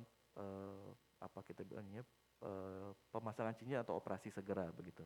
Nah kalau untuk apa tadi yang kedua? Yang kedua olahraga pos pemasangan ring, Dok. Oke, olahraga pos pemasangan ring. Jadi ketika orang sudah dilakukan pemasangan ring, tentunya dia scoring untuk penyakit kardiovaskularnya tentunya di atas 5 dong. Ya, jadi ketika dia di atas 5 sudah dilakukan pemasangan cincin, jadi kita biasanya lakukan rehabilitasi ya. Di sini mungkin baru akan mulai karena ada dokter, mungkin di Pertamina ada Dokter Rusdi ya. Mungkin semua yang berobat ke sana sudah ketemu sama Dokter Rusdi. Dokter Rusdi diagendakan tahun 2022 untuk sekolah lagi mengambil spesialis khusus untuk rehabilitasi dan juga prevensi penyakit jantung. Jadi mau sudah operasi, nanti mau setelah pasang cincin, bisa konsultasi sama Dokter Rusdi untuk resep olahraganya. Tapi kalau secara umum itu apabila sudah dilakukan pemasangan cincin, bila memang seluruh pembuluh darahnya sudah dipulihkan, artinya sudah pasang cincin total, semuanya sudah aliran darahnya bagus, nggak ada masalah mau olahraga, tapi tentunya dimulai dari low sama intermediate dulu. Nanti kalau memang masih ada sumbatan, tentunya pasiennya mungkin nanti akan dijadwalkan lagi untuk pasang cincin atau tindakan yang lain. Tentunya harus dilakukan treadmill test. Jadi dari treadmill test kita dapat lihat kebugaran jantungnya dan olahraga apa yang bisa dimulai, yang disesuaikan dengan kebugarannya. Jadi biar nggak terlalu maksa olahraganya begitu. Makanya tadi di slide tadi kan kita lihat bahwa kalau ketika dia ada resiko yang tinggi, kita harus konfirmasi itu resikonya dengan treadmill test yang paling gampang atau sampai kita lakukan CT scan. Oke. Kalau untuk cairan maksimalnya konsumsi berapa, Dok ya? Oke, jadi cairan itu sebenarnya kita menentukan jumlah cairan itu ketika kita sudah menemukan pasien ini dalam keadaan ada masalah gagal jantung. Jadi saking beratnya serangan jantungnya, sel jantungnya jadi mati. Ketika sel jantungnya mati atau ternyata sel jantungnya itu nggak dapat makanan, nggak dapat darah, dia tidur, kita bilang hibernasi. Jadi ketika sel jantungnya hibernasi atau mati, sel jantungnya jadi nggak berfungsi dengan normal, jadi fungsinya turun. Nah ketika terjadi penurunan fungsi jantung itu baru kita tentukan restriksi cairan. Tetapi ketika fungsi jantungnya nggak ada masalah, artinya ketika serangan kita USG jantung kita lihat fungsi jantungnya bagus, otot jantungnya berfungsi normal, maka tidak ada restriksi gitu. Jadi ketika fungsi jantungnya nggak perburukan saja baru kita restriksi. Dan biasanya kita bilangnya tadi ya, gagal jantung atau jantung bengkak ketika fungsi jantungnya sudah turun sekali karena serangan jantung. Di situ kita lakukan restriksi biasanya 1,5 liter, kecuali bisa mungkin ada ketika itu terjadi keadaan lain, misalnya dia ada masalah jantung tapi dia infeksi. Tentunya pada saat infeksi kita butuh cairan yang lebih baik, dan itu nggak apa-apa, kita bisa berikan lebih banyak. Tapi secara general itu dibatasi sekitar 1.500 cc untuk yang sudah memiliki penurunan fungsi jantung. Tetapi ketika fungsi jantungnya nggak ada masalah, maka kita nggak perlu mikirin restriksi cairan. Jadi untuk konsumsi cairan memang harus sebaiknya konsul ke dokter agar lebih tepat, Dok, ya, mengenai dosisnya. Ada juga pertanyaan dari Bapak Umar Sarif nih, Dok, mengenai denyut jantung maksimal menurut jenis olahraga. Misalnya apakah saat bersepeda, berenang itu ada perbedaannya, Dok? Oke. Jadi untuk detak jantung ini kita menentukannya berdasarkan umur yang pertama, dan jadi kita kenal dengan heart rate maksimal. Jadi semua hal yang bersifat exercise seperti ketika kita men-treadmill orang, itu yang kita lihat adalah target denyut jantung yang sesuai untuk umurnya. Jadi makanya ketika ada orang umur sama-sama 40 tahun, ada yang ternyata dia bisa 12 menit, ternyata ada yang cuma 6 menit. Nah itu sebenarnya adalah 6 menit dia mencapai target detak jantung maksimalnya gitu. Dan ada yang ternyata butuh 12 menit untuk mencapai target heart rate-nya. Nah itu dia semakin baik, semakin lama itu adalah semakin baik. Jadi orang yang bisa misalnya untuk mencapai target heart rate maksimalnya itu butuh 12 menit, itu artinya jantungnya terlatih. Jadi semakin terlatih jantungnya, semakin dia mungkin rajin olahraga gitu. Jadi jantungnya nggak gampang nggak gampang ngap-ngapan. Jadi dia nggak harus yang tiba-tiba, oh saya lagi kerja ekstra nih, maka saya harus kerja, jantungnya perlu kerja ekstra. Jadi ketika jantungnya sudah terlatih, dia nggak perlu kerja terlalu berat, dia udah cukup untuk memberikan aliran darah. Jadi untuk heart rate itu bisa ditentukan, kita tentukan dari tadi umur yang pertama. Dan yang kedua, biasanya untuk pasien-pasien jantung yang sudah mengkonsumsi obat bisoprolol atau mungkin carvedilol, Vblock, itu ada hitungannya lagi sedikit berbeda. Jadi tentunya mungkin kalau di googling sangat gampang ya ketemu. Jadi umur dikurangi berapa gitu umurnya, ini si formulanya. Jadi kita akan mendapatkan target heart rate. Jadi itu yang akan menjadi panduan kita ketika berolahraga nih, apapun jenisnya. Ketika sudah mencapai tadi si tekanan heart rate yang maksimal, ya itulah maksimalnya. Jadi jangan dipaksa lagi untuk lebih. Kita biasanya menggunakan Windows-nya sekitar 85% dari target heart rate maksimal atau sampai 100%. Jadi ketika sudah 85% boleh stop atau boleh dipacu lagi sampai 100%, tapi ketika sudah sampai 100% kita harus stop. Karena apa? Ketika itu nanti sudah tercapai, jadi metabolismenya sudah berganti. Jadi metabolisme yang dari aerob, maksudnya memakai oksigen, menjadi yang tidak memakai oksigen ya, anaerob. Jadi yang itu yang akan lebih, ketika kita mencapai anaerob itu produksi asam laktat yang bikin kita pegel, itu adalah asam laktat. Ketika kita selesai berolahraga itu akan jadi lebih berat gitu. Dan juga batas safe-nya akan terlewati. Jadi ketika kita terlalu memacu jantungnya, maka bisa timbul efek yang macam-macam nantinya ke jantungnya. Berarti udah cukup mirip dengan pertanyaan Pak Rahmat Kadafi ini ya, Dok. Kalau memang tadi tidak sesuai heart rate maksimalnya, bisa jadi contohnya ada asam laktat di dada kiri, jadi terasa nyeri, Dok, ya. Apalagi misalnya rutinnya belum rutin, masih jarang, olahraganya belum teratur, Dok, ya. Kalau untuk mungkin di otot-otot kaki yang pokoknya misalnya kita lari atau sepeda, mungkin asam laktatnya lebih banyak. Tapi untuk jantungnya sendiri, ya tadi dia punya maksimal kerja nih. Ketika kita paksa dia untuk bekerja lebih ekstra, ternyata punya masalah penyempitan yang kita nggak tahu. Nah itu akan bisa bikin kita kena serangan, atau ternyata mungkin kita punya underlying masalah jantung yang lain, masalah listrik jantung mungkin yang di luar dari tema hari ini juga bisa terpacu karena kita tadi berolahraganya terlalu melebihi batas maksimal heart rate umur kita gitu. Jadi intinya itu sebenarnya melatih endurance. Jadi jangan terlalu ngoyo, oh saya mau langsung olahraga, langsung mau lari, 10 kilo dalam 30 menit. Ya, semua itu nanti bisa tercapai, tapi dengan pelan-pelan. Mungkin kita mulai dulu dengan yang penting konsisten 30 menit selama mungkin 5 kali seminggu atau 7 kali seminggu. Kalau memang rajin sekali, kita latihan dulu mungkin jalan santai. Kalau kita sudah bisa, nggak ada masalah, kita naikin ke jalan cepat. Misalnya kita bisa, kita naikin lari jogging gitu loh. Nanti jogging mungkin 30 menit, kita naikin jadi 1 menit. Jadi nggak perlu ngoyo harus tiba-tiba saya harus lari 10 kilo dalam 30 menit gitu loh. Nggak, karena kita lihat tadi heart rate-nya. Jadi masing-masing kita sekarang jadi bisa menghitung sendiri, bisa googling ya target heart rate-nya berapa atau si frekuensi nadinya. Nanti ketika berolahraga silahkan dilihat kan sekarang semua orang udah suka pakai jam ini ya yang bisa menghitung heart rate, jadi ya tinggal dilihat batas kemampuannya di mana begitu. Jadi untuk meningkatkan batas kemampuannya tentunya dengan semakin makin rajin olahraganya begitu ya.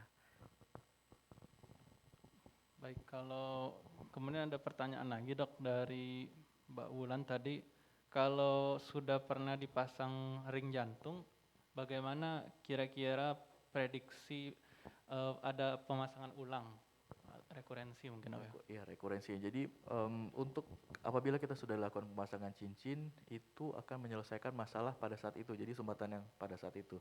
Apakah kita bisa lagi ternyata perlu pasang cincin lagi atau ternyata di tempat yang sama ada sumbatan baru lagi? Tentu saja bisa. Kenapa bisa terjadi? Pertama obatnya nggak dikonsumsi. Biasa orang Indonesia kan suka, aduh saya udah sembuh nih nggak ada sakit apa-apa lagi, udahlah obatnya nggak usah diminum, nggak usah kontrol. Suka lupa. Padahal jadi yang jadi masalah itu adalah ketika jadi udah diteliti nih bahwa kenapa sih pembuluh darah itu bisa ada timbunan kolesterol tadi karena inflamasi ya, radang. Nah, jadi pembuluh darah yang sudah terjadi radang sampai serangan jantung ada timbunan kolesterol itu konsistensinya sudah berubah. Nggak sama lagi sama orang yang sehat. Jadi tentunya dia punya kecenderungan untuk timbul lagi sumbatan di tempat yang lain. Nah, bagaimana buat mencegah itu? Pertama tadi harus minum obat-obatannya. Nah, yang kedua harus olahraga gitu. Jadi dan yang ketiga diet mungkin ya, menjaga dietnya karena ya pokoknya intinya dia harus menjaga pola hidup sehat sama obat-obatannya dikonsumsi. Nantinya sih dalam beberapa tahun obat-obatannya mungkin awalnya banyak, mungkin nanti kita bisa kurang-kurangin nih karena orang yang sudah pasang cincin biasanya ada obat pengisi darahnya 2, nanti setelah setahun pengisi darahnya cukup 1 gitu.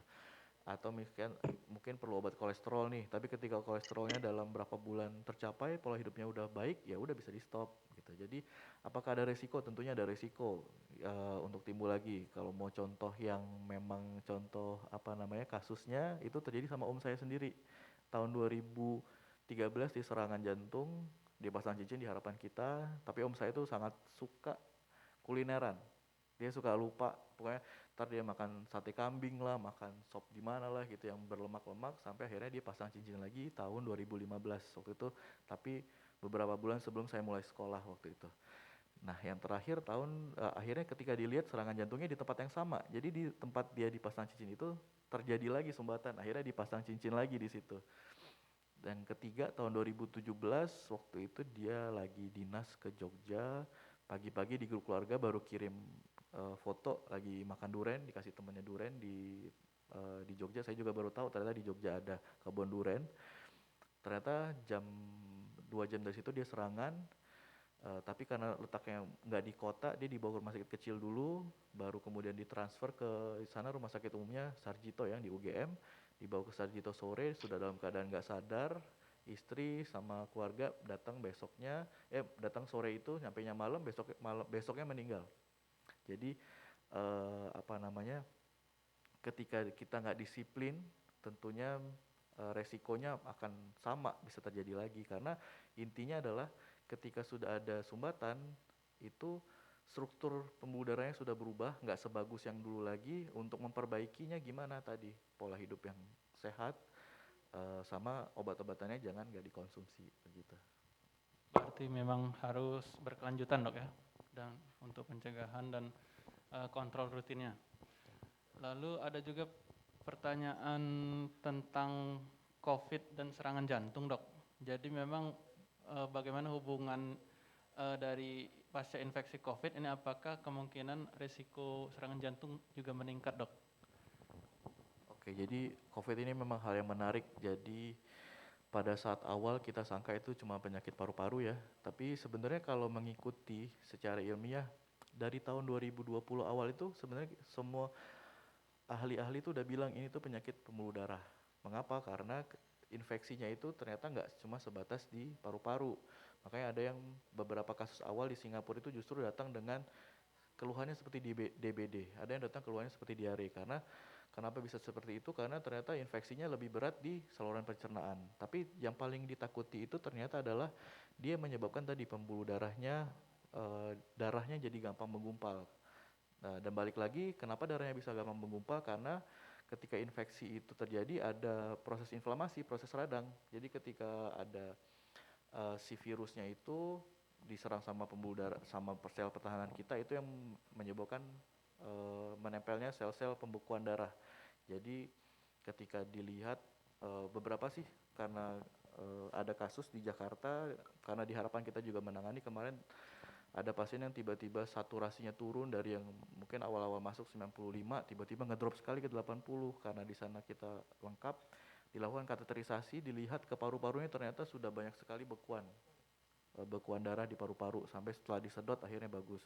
Atau pernah tiba-tiba pasiennya COVID terus kakinya tiba-tiba hitam, ternyata ada bekuan darah di betisnya. Ketika bekuan darahnya sudah diambil, balik lagi gitu. Jadi hubungannya adalah si infeksi COVID ini menyebabkan aktivasi dari tadi pembekuan darah. Jadi ketika terjadi pembekuan darah, kita tinggal lihat di mana yang banyak. Kalau bekuan darahnya banyak di otak, ya dia COVID dengan stroke. Kalau dia bekuan darahnya banyak di paru, ya COVID dengan emboli paru.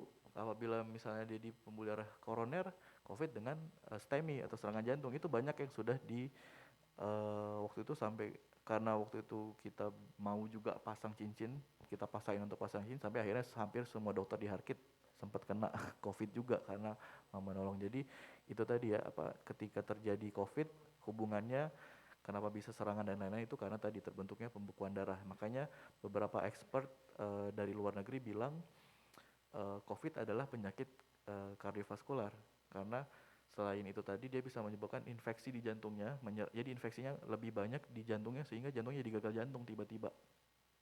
Jadi selain dari tadi bekuan darah, dia juga bisa menyerang jantung sehingga jantungnya jadi lemah gitu.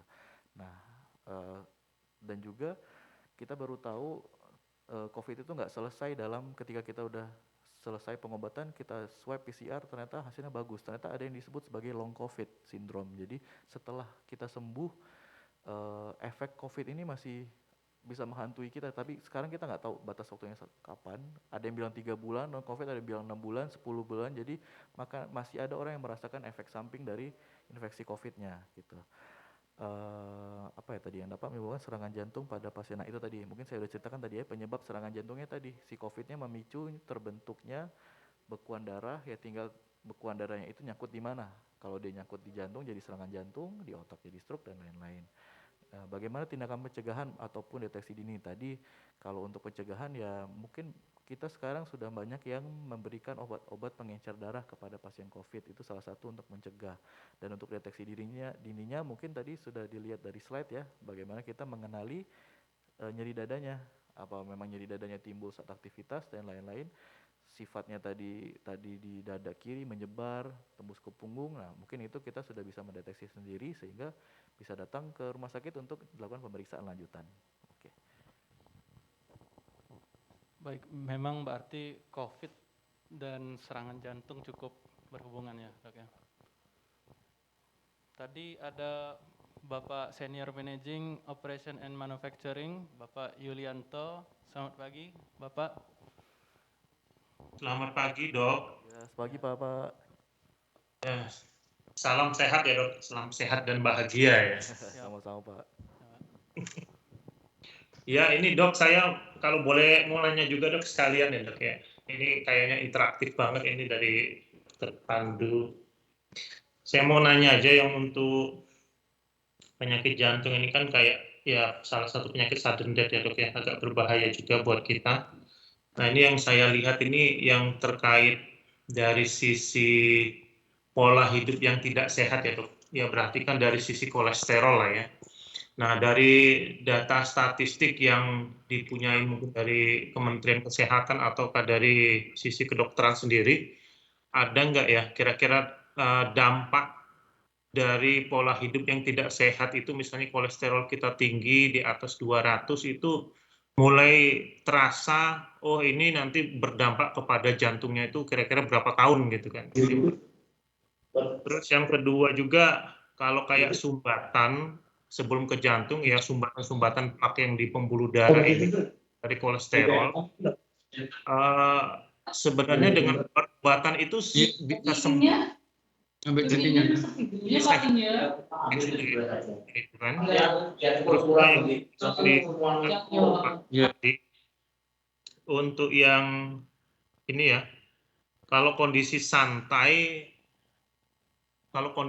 itu memungkinkan atau tidak orang itu bisa terkena serangan jantung pada kondisi santai. Kalau tadi kan informasinya kan kalau ada aktivitas agak berat atau apa, kalau ada rasa panas di dada atau bagaimana itu kan ada potensi. Tapi kalau kondisi santai ini ada kemungkinan nggak ke arah sana. Terus dari sisi makanan ini kan kalau saya lihat tadi kan ikan-ikanan kan diperbolehkan, cuma ikan-ikanan yang bagaimana ya dok ya, kan ikan-ikanan kan ada ikan laut, ada ikan sungai. Ikan laut sendiri kan kalau kayak di Palembang ini kan ada ikan patin, ada ikan baung. Nah itu kan lemak-lemaknya juga ada itu, apakah itu lemak yang bagus ataukah tidak. Terus juga yang kayak untuk susu juga kan dairy product itu kan termasuk susu, keju dan lain-lain ya. Kalau yang susu sendiri kayak susu skim milk ya, yang kandungan lemaknya di bawah 0,5%, apakah itu boleh kita konsumsi ataukah tidak? Terus lagi yang terkait untuk pengaruh kafein dalam kopi terhadap penyakit jantung itu bagaimana? Karena kan kadar kafein kan bisa menaikkan detak jantung kita ya. Makasih dok. Jadi pertanyaan agak banyak ya Pak. Tadi yang awal itu tentang Prognosis dari gaya hidup Oke. berapa lama ke serangan jantung Jadi kira-kira. ketika berapa kolesterolnya, kemudian dalam berapa tahun ya. Nah itu sebenarnya sudah diteliti saya sempat mungkin agak tampilin nggak terlalu panjang tadi, cuma ada di satu slide. Jadi untuk menilai resiko CVD tadi, CVD risk, jadi resiko penyakit kardiovaskular itu kita nilai dengan scoring system atau sistem skor menilai tadi yang ada jenis kelamin, kemudian kebiasaan merokok, tensi dan juga kolesterol non HDL. Nah itu untuk melihat ke 10 tahun ke depan. Jadi ketika misalnya tadi umur sekitar 50 tahunan dengan misalnya tensi 110, kemudian merokok, kolesterol non HDL atau kolesterol jahatnya sekitar 200, itu skornya di atas 5. Artinya dia 10 tahun ke depan ada risiko terjadi penyakit jantung koroner sekitar 10%, begitu. Jadi sistem scoring inilah yang digunakan untuk menilai. Jadi tentunya setiap orang akan beda-beda karena akan ada perbedaan mulai dari jenis kelamin, perbedaan kebiasaan merokok, perbedaan tekanan darah sampai perbedaan kolesterolnya. Jadi kita akan melihat itu berdasarkan dari individunya masing-masing. Jadi mungkin nanti pada saat konsultasi mau tanya, dok saya resikonya 10 tahun nanti gimana nih? Nanti kita akan lihat. Jadi kalau misalnya ternyata belum ada data kolesterol, kita akan cek dulu kolesterolnya. Apabila belum ada data misalnya tensi, kita tensi dulu. Jadi itu 4 parameter yang kita gunakan untuk mendeteksi kejadian penyakit kardiovaskular 10 tahun. Jadi penyakit kardiovaskular itu mulai dari stroke, serangan jantung, dan lain-lain. Kita bisa lihat dari scoring system itu. Jadi kalau memang skornya sudah sangat jelek, sangat tinggi, misalnya kolesterolnya tinggi, tadi merokoknya berat gitu. Jadi resikonya dalam 10 tahun mungkin lebih tinggi dari orang yang tidak merokok atau kolesterolnya juga tidak tinggi begitu. Dan juga kalau ditanyakan apakah penyakit ini bisa sembuh, tadi intinya adalah ini adalah penyakit lifestyle, jadi untuk menyembuhkannya adalah merubah lifestyle. Jadi sangat banyak kalau kasus-kasus di luar negeri, banyak orang yang ketika dia berobat, jadi contohnya hipertensi ya, kita sudah bisa sebut hipertensi ini penyakit kardiovaskular di mana ketika orang itu merubah pola hidupnya, konsumsi garam dibatasi, dan lain-lain, dia pola hidup sehat, makanannya, kok ternyata hipertensinya sembuh gitu. Jadi nggak harus tergantung sama obat. Kalau ditanya apakah penyakit ini bisa sembuh, misalnya sudah dipasang cincin tadi ataupun dia ternyata ada sumbatan tapi mungkin baru 40%, belum sampai di atas 70 atau 90, ketika dia bisa merubah pola hidup, bisa nggak, maksudnya ternyata paketnya bisa nggak progres, atau ternyata nggak ada bukti timbunan baru. Karena biasanya kalau pasien-pasien ini kalau fasilitasnya lengkap, biasanya kita lakukan CT scan tahunan, CT scan per 2 tahun, gunanya untuk kita mengevaluasi apakah memang benar sumbatannya meningkat atau enggak. Jadi ternyata beberapa ketika kita evaluasi dengan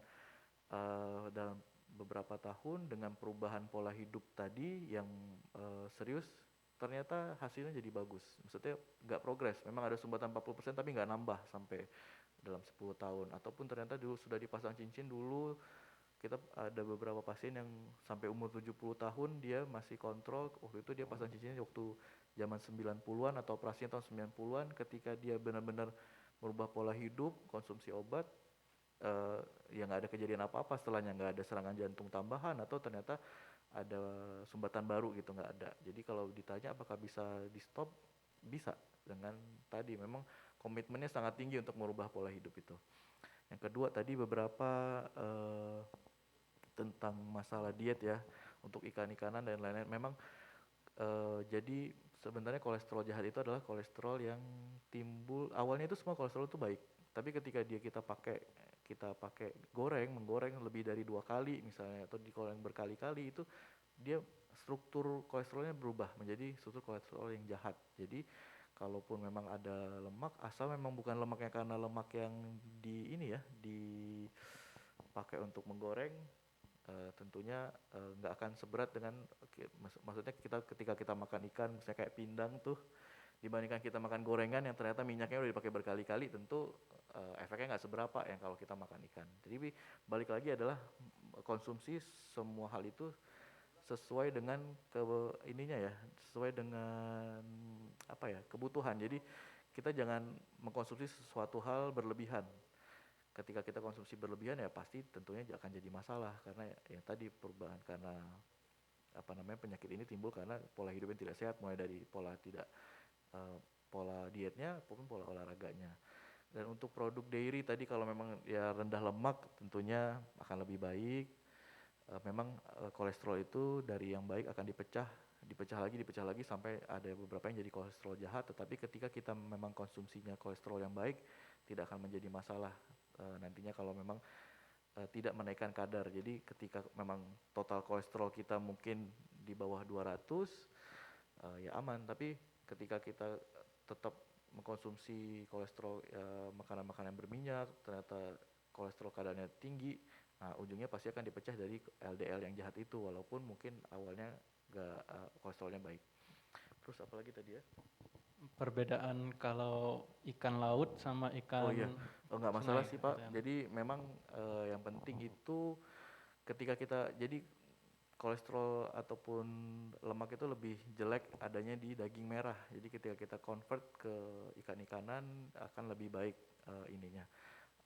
outcome-nya ketika dibandingkan kita konsumsi lemak dari daging gitu. Terus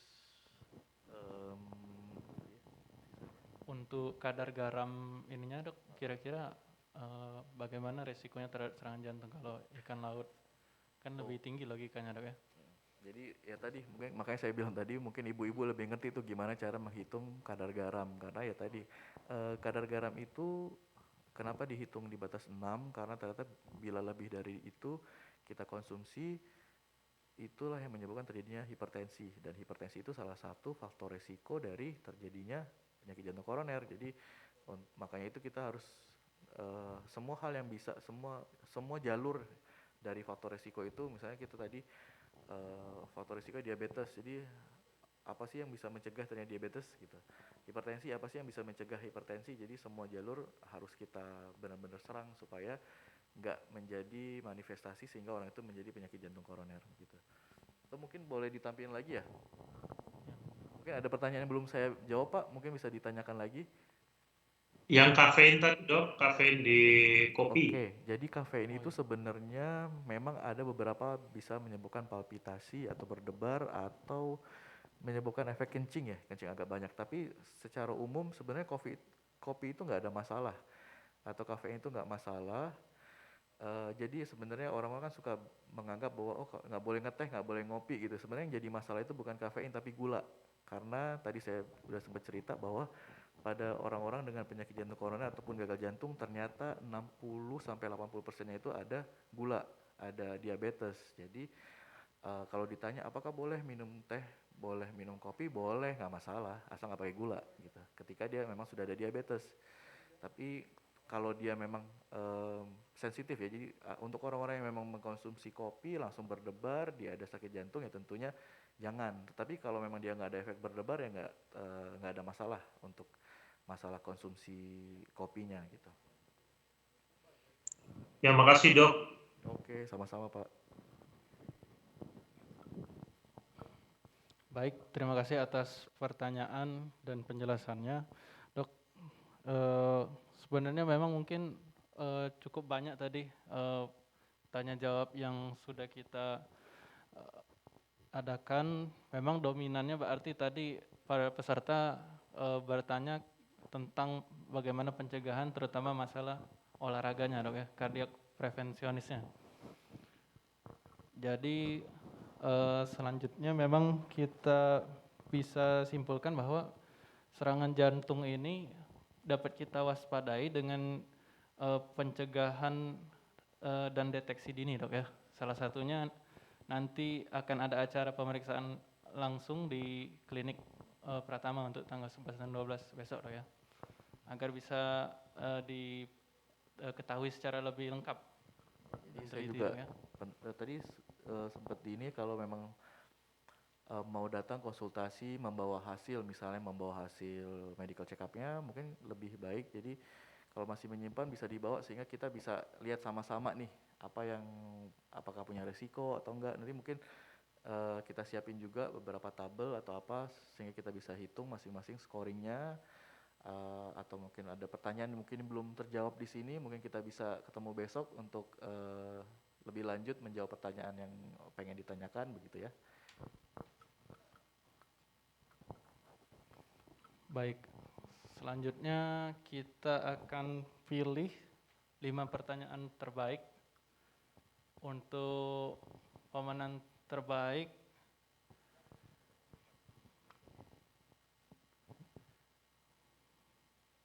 ya, pertanyaan terbaik jatuh kepada Bapak Heru Pramono. Yang kedua Ibu Susan HK, Ibu Sunarmi, Ibu Wulandari, Bapak Eko Prihatmo, dan Bapak Yulianto Triwibowo. Boleh beri tepuk tangan yang meriah.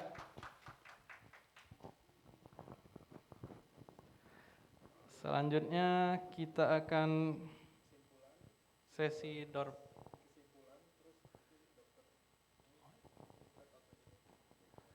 kita tarik kesimpulan dari webinar waspada serangan jantung hari ini. Oke, mungkin ya tadi ya kesimpulannya bahwa kita ketahui mungkin sebutin di take home message saja ya, bahwa ya penyakit jantung ini sebagian besar penyebabnya adalah pola hidup yang tidak sehat. Jadi apakah bisa dicegah? Tentu saja bisa. Kemudian untuk deteksi dininya juga tadi deteksinya memerlukan deteksi dari individunya sendiri, pasiennya sendiri, begitu juga dengan dokternya. Dan untuk ininya apakah pencegahannya bagaimana? Tadi sudah kita jelaskan mulai dari pencegahan untuk dietnya, pencegahan dalam bentuk olahraganya, dan juga target-targetnya begitu ya, mulai dari target berat badan, target indeks massa tubuh, sampai juga ke target lingkar perut. Jadi memang kalau ternyata masih memiliki hal yang lebih atau ternyata lebih jelek dari apa yang kita sebutkan yang tadi, silahkan memperbaiki masing-masing ya. Misalnya berat badannya masih lebih tinggi, obesitas, silahkan turunkan berat badan. Ternyata tadi mau olahraga atau misalnya olahraganya mulai dari hal yang belum bisa yang berat, mulai dari yang kecil dulu, seperti itu. Mungkin itu aja ininya. Jadi waspadai serangan jantung tadi, mulai dari bagaimana orang masing-masing, individu masing-masing untuk mendeteksinya. Kemudian kalau memang ada silahkan datang untuk mengkonsultasikan. Nanti kita akan periksa satu persatu dan kita sesuaikan kebutuhan pemeriksaannya sesuai dengan data yang sudah kita punya. Dan untuk privasinya tadi juga mulai dari diet sampai ke olahraga sudah kita ceritakan. Jadi ya itulah bagaimana kita apabila kita ingin menjaga kesehatan kita, menghindari penyakit jantung koroner, maka yang perlu kita lakukan tadi sudah disebutkan satu persatu, dan silahkan dipraktekkan masing-masing ya untuk keuntungan masing-masing. Mungkin itu aja. Terima kasih banyak atas tips dan semangatnya dari Dr. Ahmad Pandu, SPJP. Mungkin nanti kita akan lanjutkan di esok atau lusa, Dok, ya, untuk pemeriksaan selanjutnya. Baik, terima kasih banyak, Dok.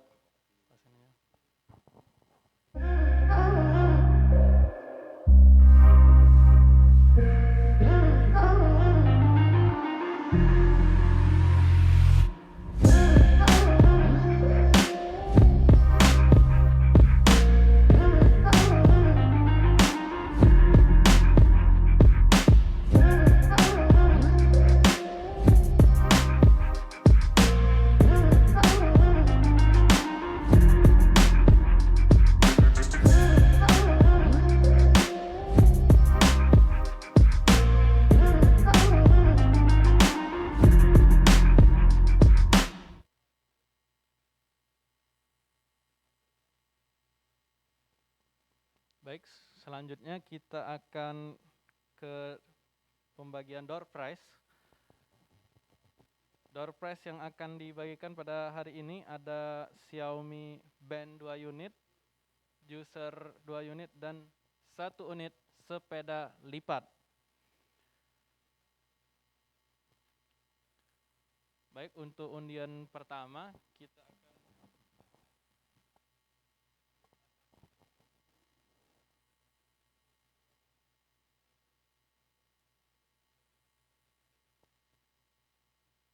akan undi. Syaratnya nanti kalau pesertanya ternyata tidak ada lagi di meeting room, maka dari panitia akan memberikan ke peserta lain ya. Jadi stay tune agar hadiah door prize-nya tidak hangus.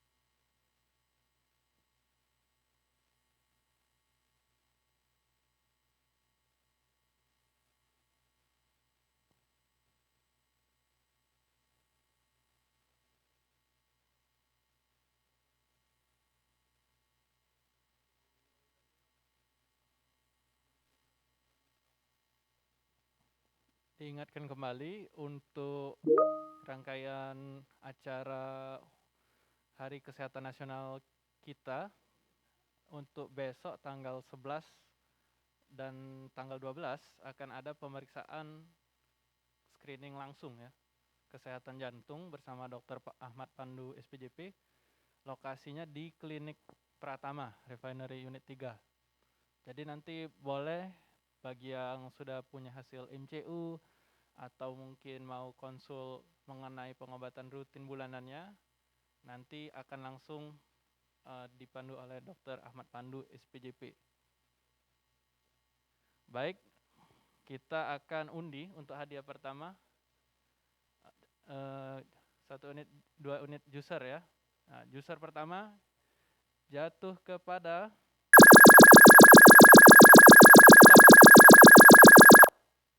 ya, Bapak Muhammad Herwansyah. Nomor pekerja 743559. Boleh unmute atau on cam, dihidupkan kameranya, Bapak Muhammad Herwansyah.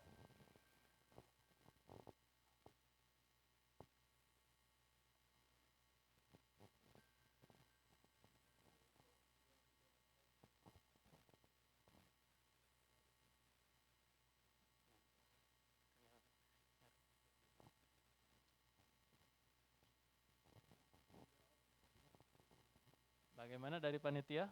Mau kita undi?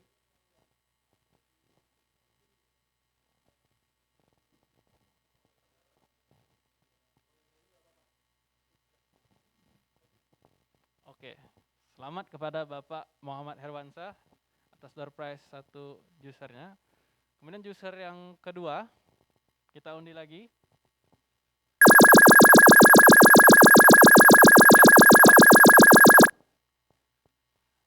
Pemenang juicer yang kedua adalah Bapak Daroji, nomor pekerja 726054.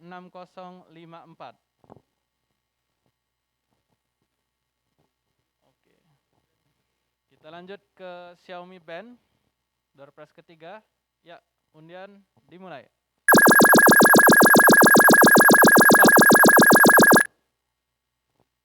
Pemenangnya adalah Bapak Devrinal Asdi, nomor pekerja 747708.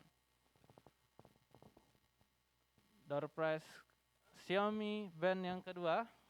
Undian dimulai. Ya.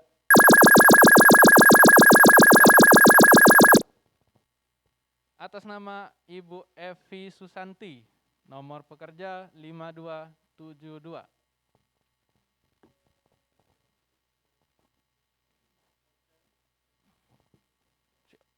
Oke, untuk door prize hadiah utama, syarat pemenangnya harus on cam dan harus unmute ketika diumumkan namanya nanti ya. Kalau tidak, nanti hadiahnya hangus. 1 unit sepeda lipat jatuh kepada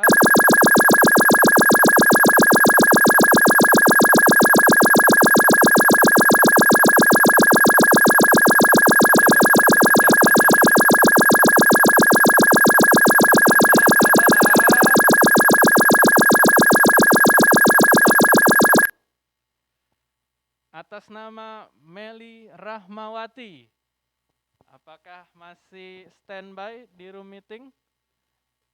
Ibu Meli Rahmawati, silakan hidupkan kamera dan unmute suaranya.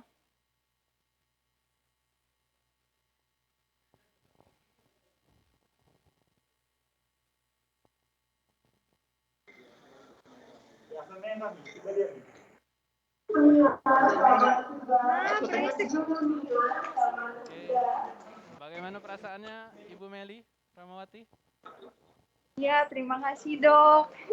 Ya, Perasaannya bahagia, seneng. Selamat hadiah sepeda lipat jatuh kepada Ibu Meli Rahmawati. Boleh tepuk Ya, tangan yang terima meriah. kasih dok. Baiklah, dengan berakhirnya sesi undian door prize tadi,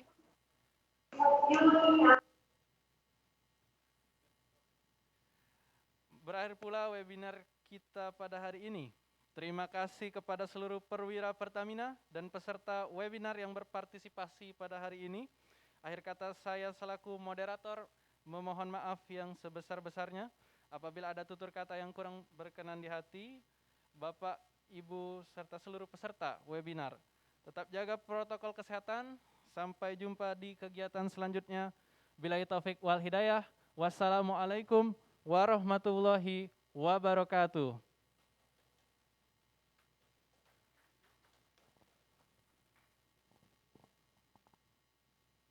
Waalaikumsalam warahmatullahi wabarakatuh. Terima kasih, dokter.